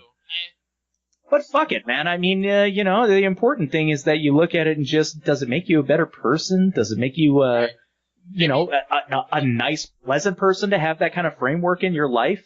And if that's the case, I mean, it seems like the Mormons win on most of the time. I mean, the only difference between Star Wars, okay, I'm being very reductive here or something. What's it called? Very simplistic. I don't think you are, because Star Wars is literally a recognized world religion. I mean, for most of us, Jediism. But basically, the major difference between Star Wars fans and Christians is dogma. Like, there's no dogma involved with Star Wars fans, but yet they believe in the idea, there is a hero out there who can, like, manipulate his environment using the Force, and then there are teachers and whatnot, but there's no dogma involved in Star Wars. Whereas in Christianity... I don't know about that, man. I'm just saying that basically any sort of hero movie, whatnot, made by Hollywood is just like one page away from being a religion, right? Like any sort of like hero concept, hero plot is just one. Well, they're directly comparable to each other just simply by being mythology. It's just a question of whether it's ancient mythology or modern mythology. Oh yeah, valid point. Yeah, it's I find Mormons just very, very nice. Not necessarily all Mormons are nice, but from what I've met... Well, it's like any group of people, you're always going to have assholes. Yeah, always an asshole. It's just generally, I think most people would admit, you don't generally encounter, like, jackass Mormons who are jackasses on the basis of their religion. Yeah, that's true. I mean, we can all make jokes about, like, the caffeine and all that and whatnot, but I mean, while it's a joke and whatnot, you can go to Utah and Salt Lake City and get caffeine and cigarettes and anything else that a lot of Mormons wouldn't have. They don't stop you from doing that. No. You know, they're not zealots. I think that's probably the biggest thing to say, is that there are very, very, very few Mormon communities out there who are zealous. There isn't like any sort of like Bedouin tribe of Mormons who are contemplating. Well, that's not true. There are. Okay. I mean, there's that very famous group of breakaway Mormons who lived in a compound and practiced polygamy and. Is that Waco? That wasn't Waco. No, that wasn't Waco. I mean, this was a group. The guy got arrested and was put on trial for pedophilia and tax evasion and whatnot, and that was certainly a huge cult with a lot of really bad shit going on. But I mean, that was a breakaway. That was like the weird group like you're referring to. No, they're always. I mean, and frankly, the vast majority of Mormons had already long since denounced those. There's always outliers, right? You know, there's always outliers. Crazy people. There's crazy people in the Catholic Church. There's crazy people in Islam. There's crazy people in Judaism. Crazy people in Hinduism as well. Like, I've heard stories of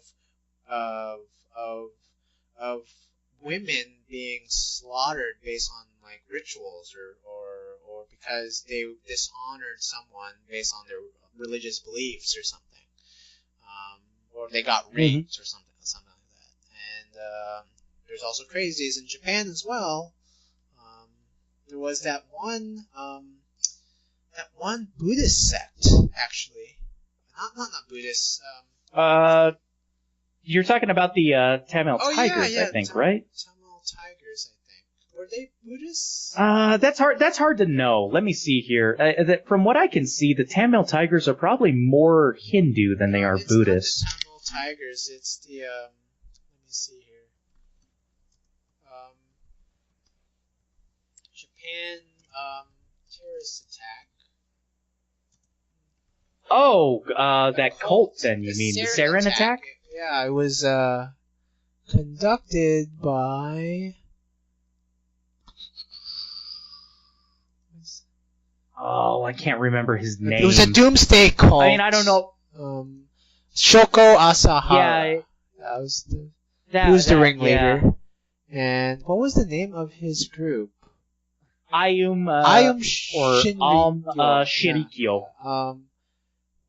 I mean, that's the thing is, like, when you get into that kind of level of things, practically speaking, I'm not putting this into, like, a legal framework, but I mean just from, like, a practical common sense framework for just regular people, there's a big difference between cults and religion, and Shinrikyo was a cult. I mean, that's kind of like trying to say that Heaven's Gate is analogous to Christianity. That's true, yeah. I think we need to really make a distinction between what is a cult and what is a religion.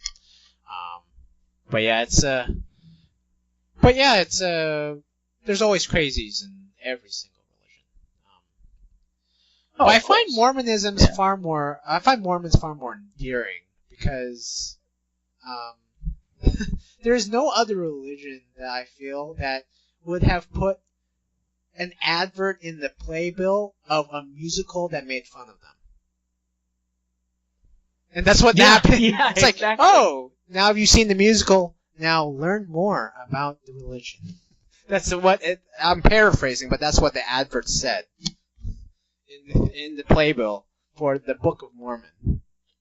You know, the funny thing is that I haven't seen the whole play yet. I really want to. I tried to buy tickets the last time that they were in town, but I mean, they were like still $200. So. $200. Damn. I'm not sure how much I paid for it, but I did see it in Denver, and it was great.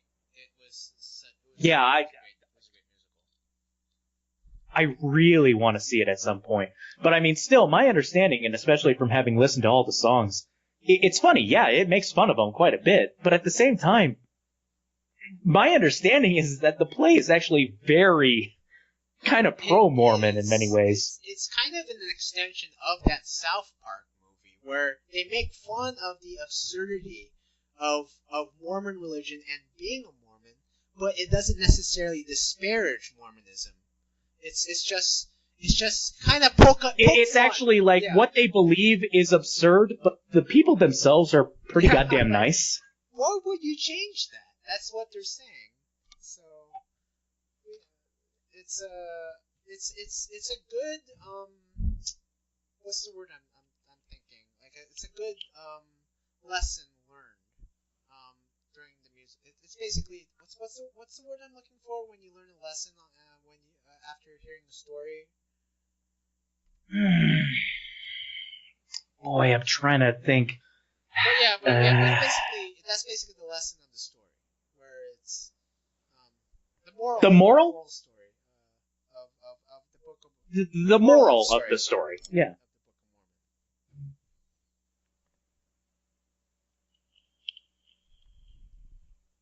I hope they make it into a movie. I would love to see it as a movie.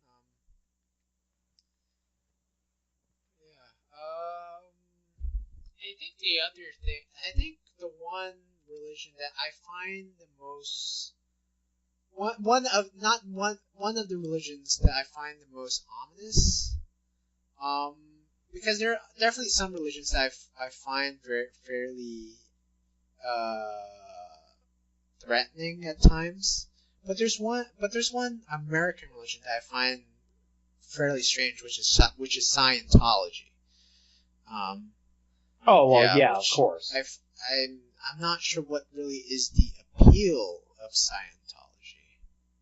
Apart from, apparently you get brainwashed, you go through some sort of like Dianetics thing. And then you have... Well, Dianetics was the name of the book. Then they've got their auditing thing going on. And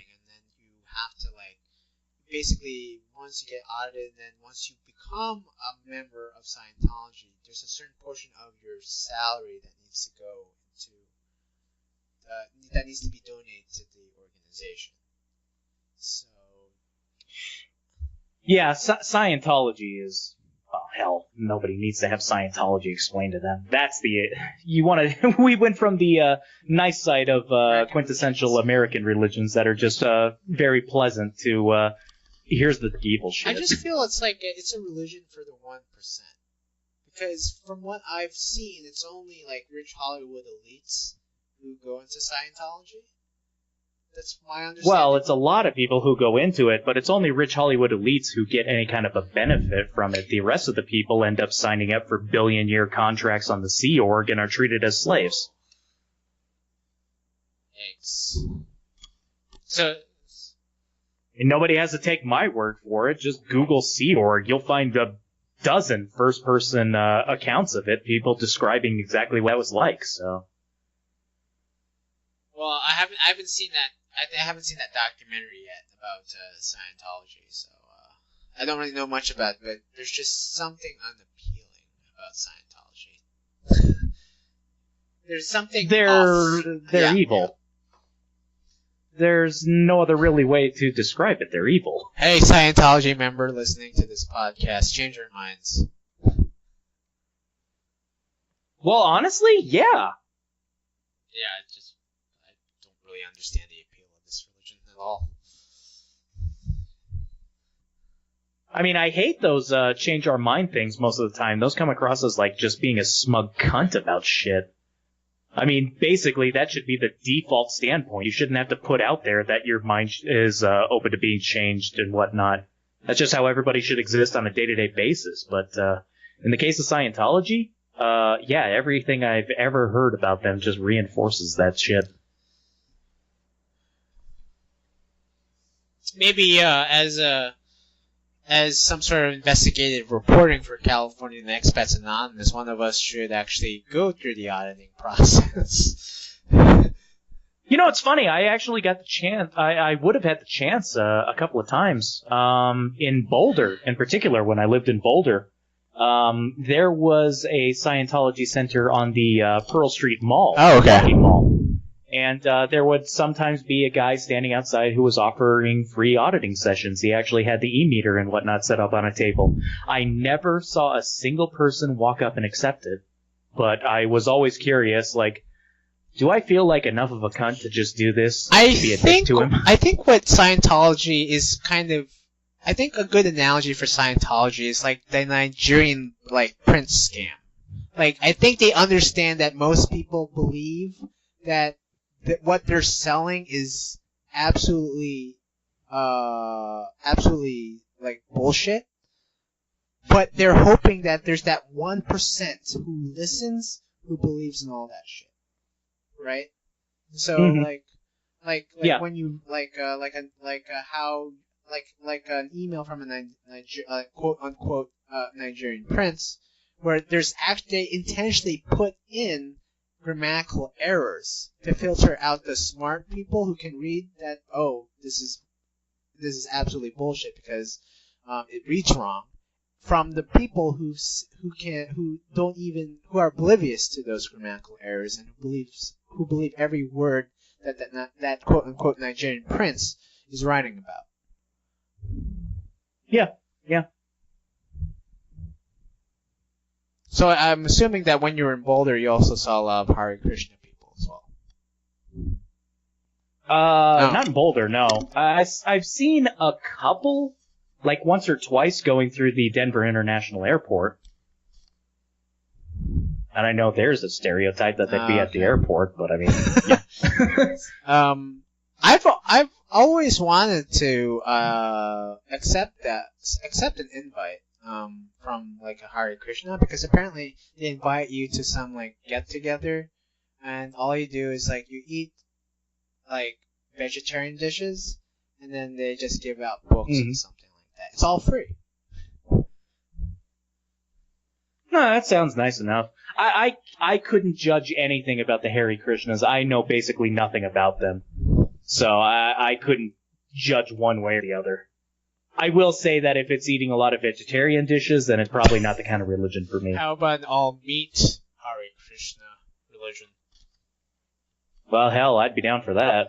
What? I mean, it's one of those things where it's like, I've heard about Jainism, and I mean, frankly, I have a hell of a lot of respect for the Jains. You're gonna take it that seriously that all life is precious to actually walk around with a broom to try to sweep away bugs so you don't accidentally step on something? And you treat that with the absolute devotion to do that every day of your life? I think you're insane, but I respect it, you know? I couldn't possibly do that. That's a little too much. What happens if they apply that to every sort of microorganism?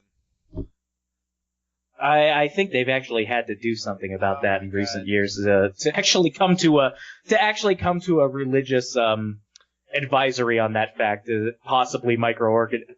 You know what? I'm not even gonna say because I have no idea now that I think about it. But I believe that there was a bit of a religious concern about that in recent decades. So they had to create some sort of like resolution to probably stepping on a bacterium or like a... Well, I mean, even more the fact that bacteria just exists in every single person's mouth, and theoretically you'd be killing some of them each time you swallow. So I believe so. I mean, as far as I know, it would be kind of the equivalent of the Pope giving some kind of religious proclamation. But yeah, now that I'm thinking about it, I can't remember any of the details or even necessarily if this did happen, so I can't speak to it.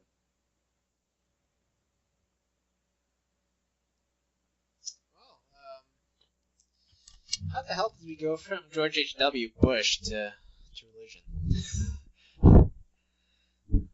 Hell, the more realistic question is how the hell did we go from Two Girls, One Cup to religion? You forgot that's where we started, didn't you? I somehow placed that on like some sort of like back shelf of my mind so that I wouldn't have to think of like Two Girls in One Cup, but now that we've mentioned it, that image is now seared onto my eyes. Oh, of course. Hey, man, I'm not the one who brought it up, so I'm not going to let you get off that easy. True. It all started with my idea of two weasels in one cup. That was it. That was it. True. I'm sorry. I apologize for ever mentioning any allusion to Two Girls in One Cup. So yeah, I'm sorry to all those people. I know that you have that image seared into your mind now. But don't worry, it was all chocolate. It was all chocolate. I think it actually was, wasn't it? I really have no idea, and the whole point was to gross us out anyway. So if you're into scat, I mean that's something. That's the funny thing is, I think that's the most that we've gone into in terms of what that video actually was. What? We didn't even get to that point when we were talking about it initially. Welcome to a special episode of Californian Expats Anonymous, where we discuss the value of watching Two Girls in One Cup. Snowden, what is your take on the most infamous video on the internet during the knots? Hey, hopefully they got paid. That's a good point. I hope that they got paid. Brazilians got to work too. Were they Brazilian? Oh yeah, it was Brazilian. That's the thing, is it wasn't just a joke video. It was a trailer for a Brazilian porn. Really? Oh god. Dude, it was so famous. It's fairly well documented. A lot of like Tijuana or something, or something. I don't know. Shit, I don't know, man. A lot of rice and beans went into that video. Okay, I am looking it up here, and yes, it wasn't real. Okay. Wait. Let's say. But there was a point. There was one portion of that video where I could swear. I swear that something came out. Oh, it did? Yeah. No, that part, I think... I mean... So, they were... Theoretically, this isn't known 100% for certain. But a lot of sources have said that that's not what they were eating. oh god. Okay. So they had like a what's it called? Well, theoretically, it was refried beans, ice cream, and peanut butter. Oh. Okay. Well, at least they Which sounds like an eclectic meal, but doesn't sound terribly nightmarish compared to the alternative. Context now, at least I know that it was far more hygienic than I thought. Well, I mean, again, that's if it's true. I don't think anybody truly knows for certain. Okay. Wow, this is the most I've ever discussed. It is, yeah. You know what the really funny thing is that what everybody's familiar with was just technically a trailer. It's actually from a video that runs 62 minutes long. You watched the whole video? I didn't watch the whole thing at the time. No, I mean, I watched the whole thing that was widely available at the time, which I think was like 3-4 minutes or something. Sure, yeah, absolutely. Holy crap. Look, I'm a fucked up person. I'm not gonna argue otherwise. Oh man, I saw the trailer as well. So yeah, I'm in the same boat as you are. And it was the rage. It was great. Hey, you know what's funny? We'll have to bring this into the podcast. That Conan O'Brien stuff you were showing me with him going to Japan, that was pretty funny.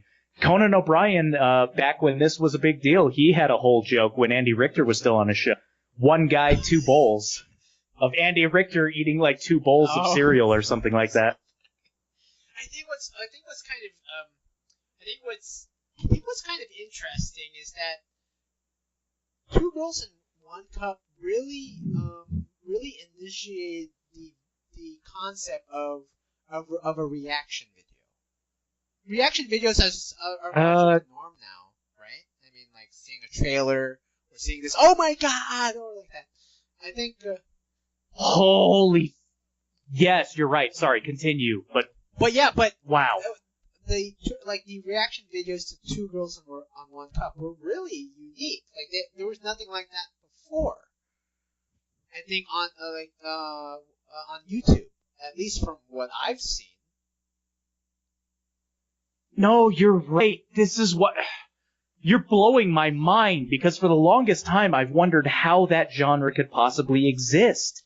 I have never understood the concept of a reaction video, just reacting to something like a trailer or something like that. I never got it, and I still don't get it. But you are right. You are 100% right. That was the genesis of it. That's where it started. And theoretically, there was a point to those. To gross people out. Because if you knew what 2 Girls, 1 Cup was, it was funny as hell to see uninformed people see it for the first time and react in horror and disgust. That was a stepping stone to, like, kids reacting to, like, old technology, cassette tapes, old people, like, listening to rap, like, today's rap music. I think, that 2 Girls in 1 Cup really pretty much started that whole genre. At least that's where it began, yeah. I think it's kind of similar. It's like, for some reason, porn is like produces sort of like innovation on the internet. It's kind of similar to like it's kind of similar to the origin of the shopping cart, right? On the internet, like when you go on Amazon, when you buy stuff, you purchase stuff, it automatically goes into your virtual shopping cart. That started because of porn. I think in the late 90s. Makes plenty of sense, yeah. So yeah, I can believe thanks that. to 2 Girls in 1 Cup, we now have BuzzFeed videos of people reacting to stupid shit. Wow. I wonder how those kind of people would react if they knew that. I have no idea. Yeah, so This is your my legacy. I've bridged the 2 decades. This is great. Hey, it just occurred to me that's what Two Girls and One Cup was about. So speaking of Conan O'Brien, so I showed you that Conan O'Brien video of him renting a family. It's a Japanese rent-a-family. Yep. Hey, what was your take on that? So just to give a little background, so Conan O'Brien just recently visited Japan, and he has created an episode of him like exploring the country.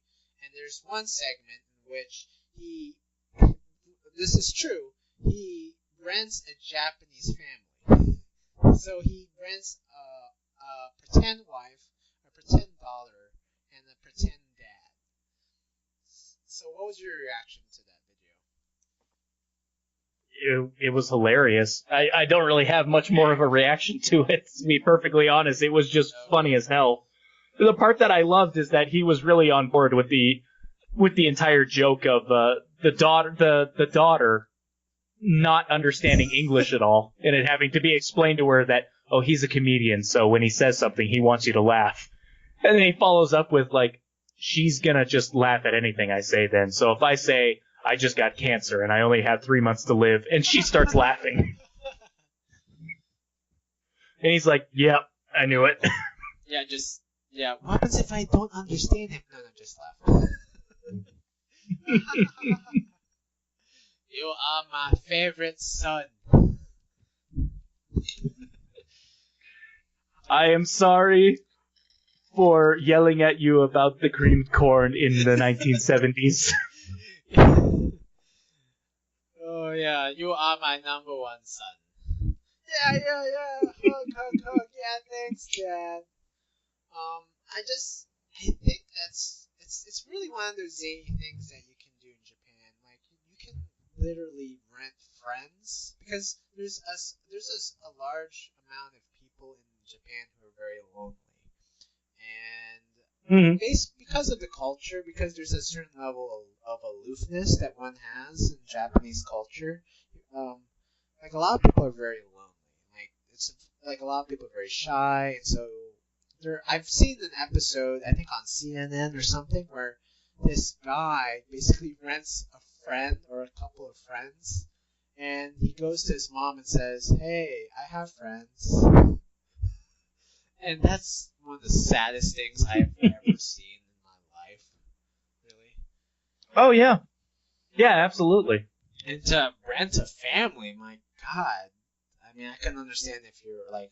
All your family members passed away, but that's really sad. Or unless you dislike your family and you decide, well, I can replace you guys. Here, I can rent a family for 3 years. Here you go. I have a better family. That was actually the part that blew my mind, that it would be 3 years. I'm kind of surprised. Was that pretend daughter of Conan's actually like 12 years old? I'm assuming. I think it was 14. They said, but even then, that's insane. So, like by the age of basically she'd still be like Conan's like daughter until the age of 17. That's just so strange to me. I think she pretended to be 14. She must have gone to. She must have needed to gone to like go. She must have needed to like go to school or something like that, or I have no idea. And she. I mean, I would assume to like hang out with her own family. I'm not even sure what was part of what was stipulated in the contract where like you're supposed to hang out. You can hang out with your family like 24/7. I think there's like a certain hour you can hang out with your family, maybe. I have genuinely no idea. Then you're getting into deep territory about the seriousness of it. I mean, the Conan thing was just to make jokes that were self-deprecating about Conan himself for the most part. So. But, yeah, I mean, it's obviously a real thing. But I have no idea how it realistically works. I have no idea. It's funny to think about. I don't think that we have an equivalent of that here in the United States. And for the simple reason that I think in our culture, it simply boils down to what we do have is just various meetups on various topics to just go and meet and hang out with a bunch of people who might be interested in something that you're interested in a broad sense, and hopefully you just make real friends that way. You like guns? Go ahead. There's a gun club. Probably make some friends there. Anime club. Like that. Music club. I mean, also political parties as well. You know, there's a ton of there's many ways you can become part of groups here, right? Become members of groups and start creating friendships. Yeah, I think for some reason it's hard for Japanese people to do something like that. They would rather just rent someone and to make friends. Well, not all Japanese people, of course, but probably there's a certain percentage of the Japanese populace in which they feel very uncomfortable actually making friends, and so they just decide to rent friends. Well, if I can detour this just a little bit, isn't this something that's a little odd we feel the need to do in today's modern society, where we always throw in the caveat of it's not all these people, as if that wasn't inherently, fundamentally obvious? I think that's one caveat that we have to... I think we normally... I think we just try not to offend, right? So... Well, sure, we try not to offend, but it's just one of those things where it seems to me this is self-evident. Shouldn't the standard be to somebody who actually means to say that all Japanese people are like this? Shouldn't the onus be on them to say that?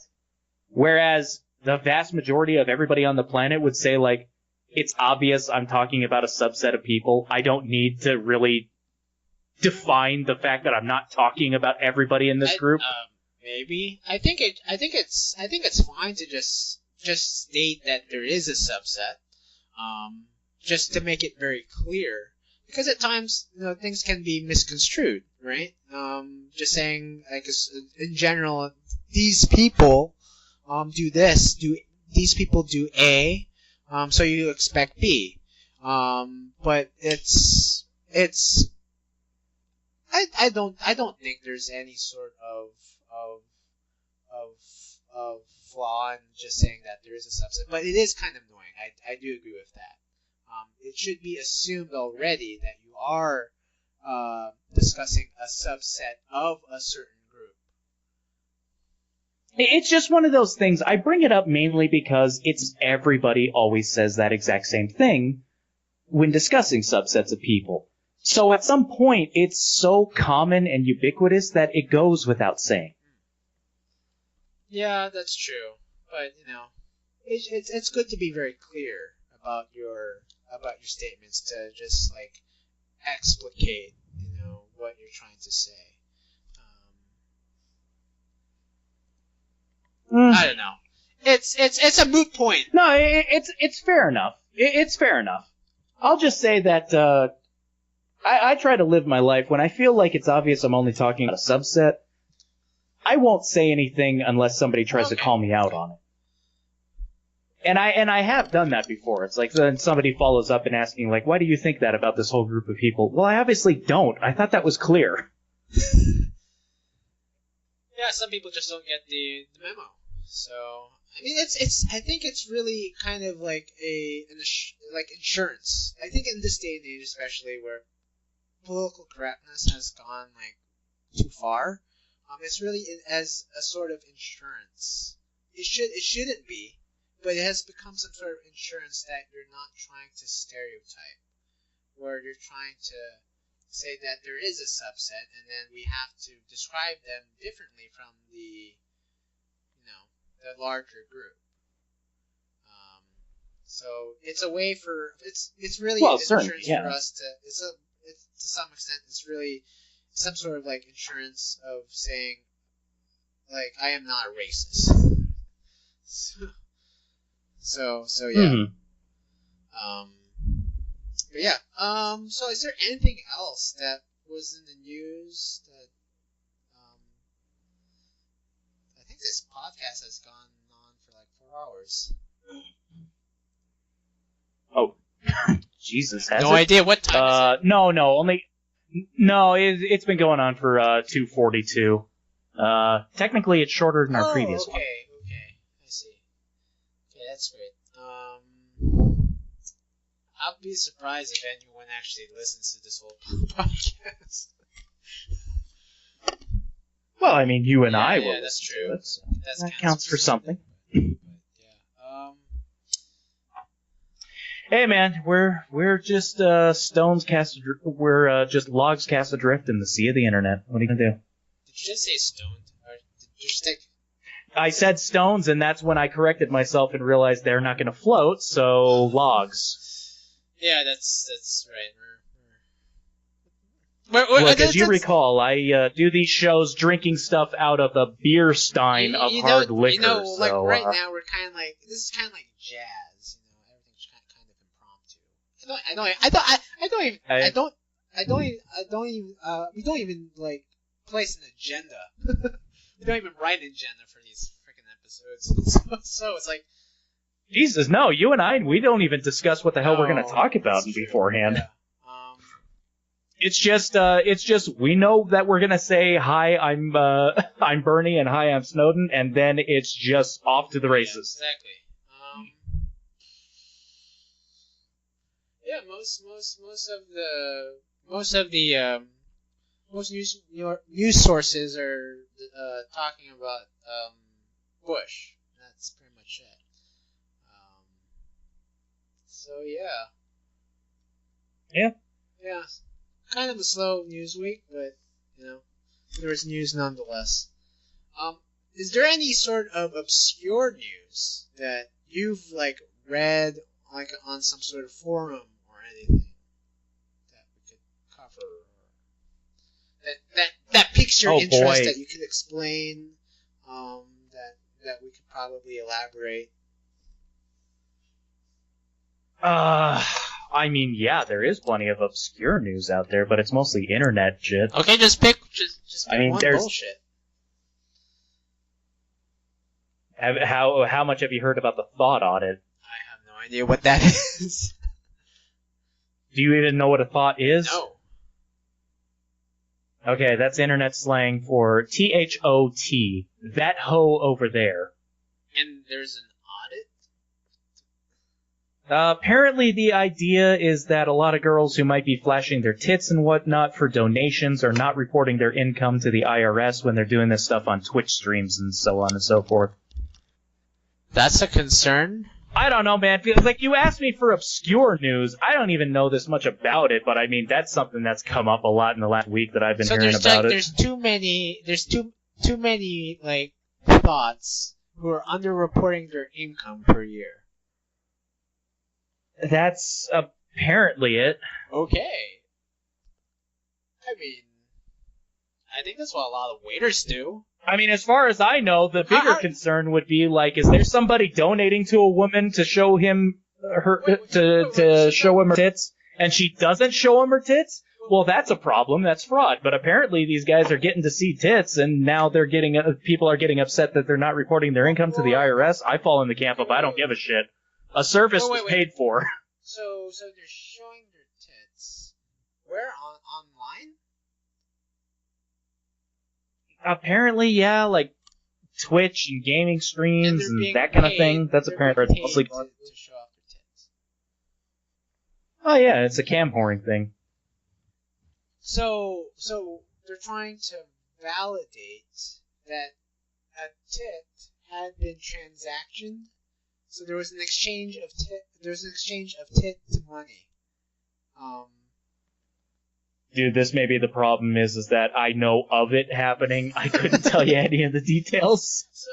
So I don't really know very much else outside of the headline. Sub-department of Twitch's compliance that just goes through videos of tits being shown on Twitch, in order to see if any sort of tots had been underreporting their income on their IRS report. I guess that's what it seems like people are saying. I mean, here's the problem: is like Twitch is known for being where people do video game live streams and let's plays and whatnot. The only time in my life that I've ever used Twitch was to watch illegal pirated cartoon movies from Italy about the Titanic, and also to watch riff tracks. Right. So I've never even been on Twitch and watched a single second of video game footage. So I don't fucking know what this is all about. Wait, so I'm trying to understand. Is the IRS involved in this? Is this why? I mean, that's the thing is, that's what I've heard. I don't know if this is true or not, but what I've heard is that the IRS has theoretically a bounty, and so if you're somebody who reports a person who's underreporting on their taxes based off of internet income, and it's true, you could be paid a percentage of the collected unpaid taxes for reporting them in the first place. But again, that's just something I've heard. I don't know if that's real. Did this start because of the Trump administration? Did the Trump administration really initiate this because Trump was actually trying to see tits on Twitch? And he's like, I didn't get my tit. I gave her $100. I need the IRS to look into this. Near as I can tell, probably not. I don't think this has anything to do with Trump. This seems to be purely just internet people spurging out left and right. So. And someone had to report it to the IRS. Yeah, apparently. Wow. All of this. All I know is that it looks like it's thoughts on one side and incels on the other side, and Jesus Christ. So the whole. So the problem is the underreporting, but there's also a problem of not getting the tit. I don't even know. I mean, Jesus, if I want to see porn, I just go to a porn site. I don't watch a girl play video games for 3 hours in the hope that she'll flash me if I give her money. Pornhub is free, for Christ's sakes. I think there's certain people out there who want to go beyond the third dimension and get a greater high from looking at nudes, right? I mean, there's virtual porn out there. There's Well, I have a VR headset, and I'll tell you, the first things I looked up was VR porn, and it's quite good. Well, I've yet to experience that, so I'll look into that. Look, playing video games on my Vive and whatnot, yeah, that's pretty awesome. Eventually, that was bound to happen, man. It's a whole different dimension when it looks like there's a woman actually giving me a lap dance. That's all power to you. That's the future. That's the future. I'm just throwing that out there because it seems like the VR stuff is kind of dying again, and I don't want it to die. I actually like it, so more people get on board with this. Your VR porn is pretty awesome. So you're into VR. Have you done what's that VR world where we're all all the Knuckles, the Nigerian Knuckles.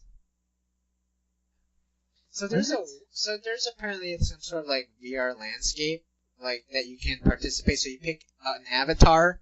You mean VR chat? You pick an avatar, right? You pick any sort of character. Oh, I mean, I've heard of that. I've never done. This is old news, but last year, a couple months ago, there was a fad where VR participants would pretend to be a big fat version of Knuckles, and they would speak in a Nigerian accent do you know the way?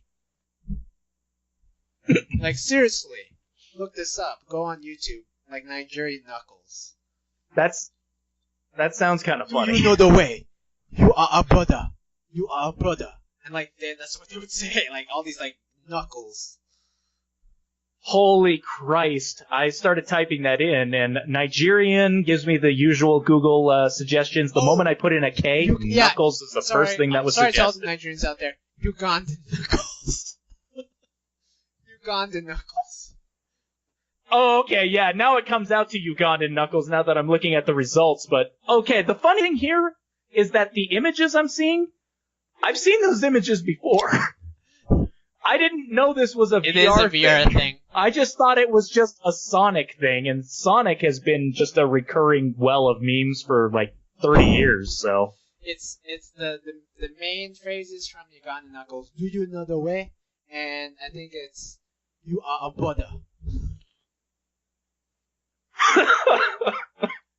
You don't know Holy the way. Christ. Oh, dear God. And the internet's a miraculous thing. You find all sorts of shit. Dude, the weaponized autism of the internet is many times a beautiful wonder to behold. That's a good phrase. That should be the slogan for the internet. The wonder what's it? The wonders of wonders weaponized autism. autism of the internet. Absolutely.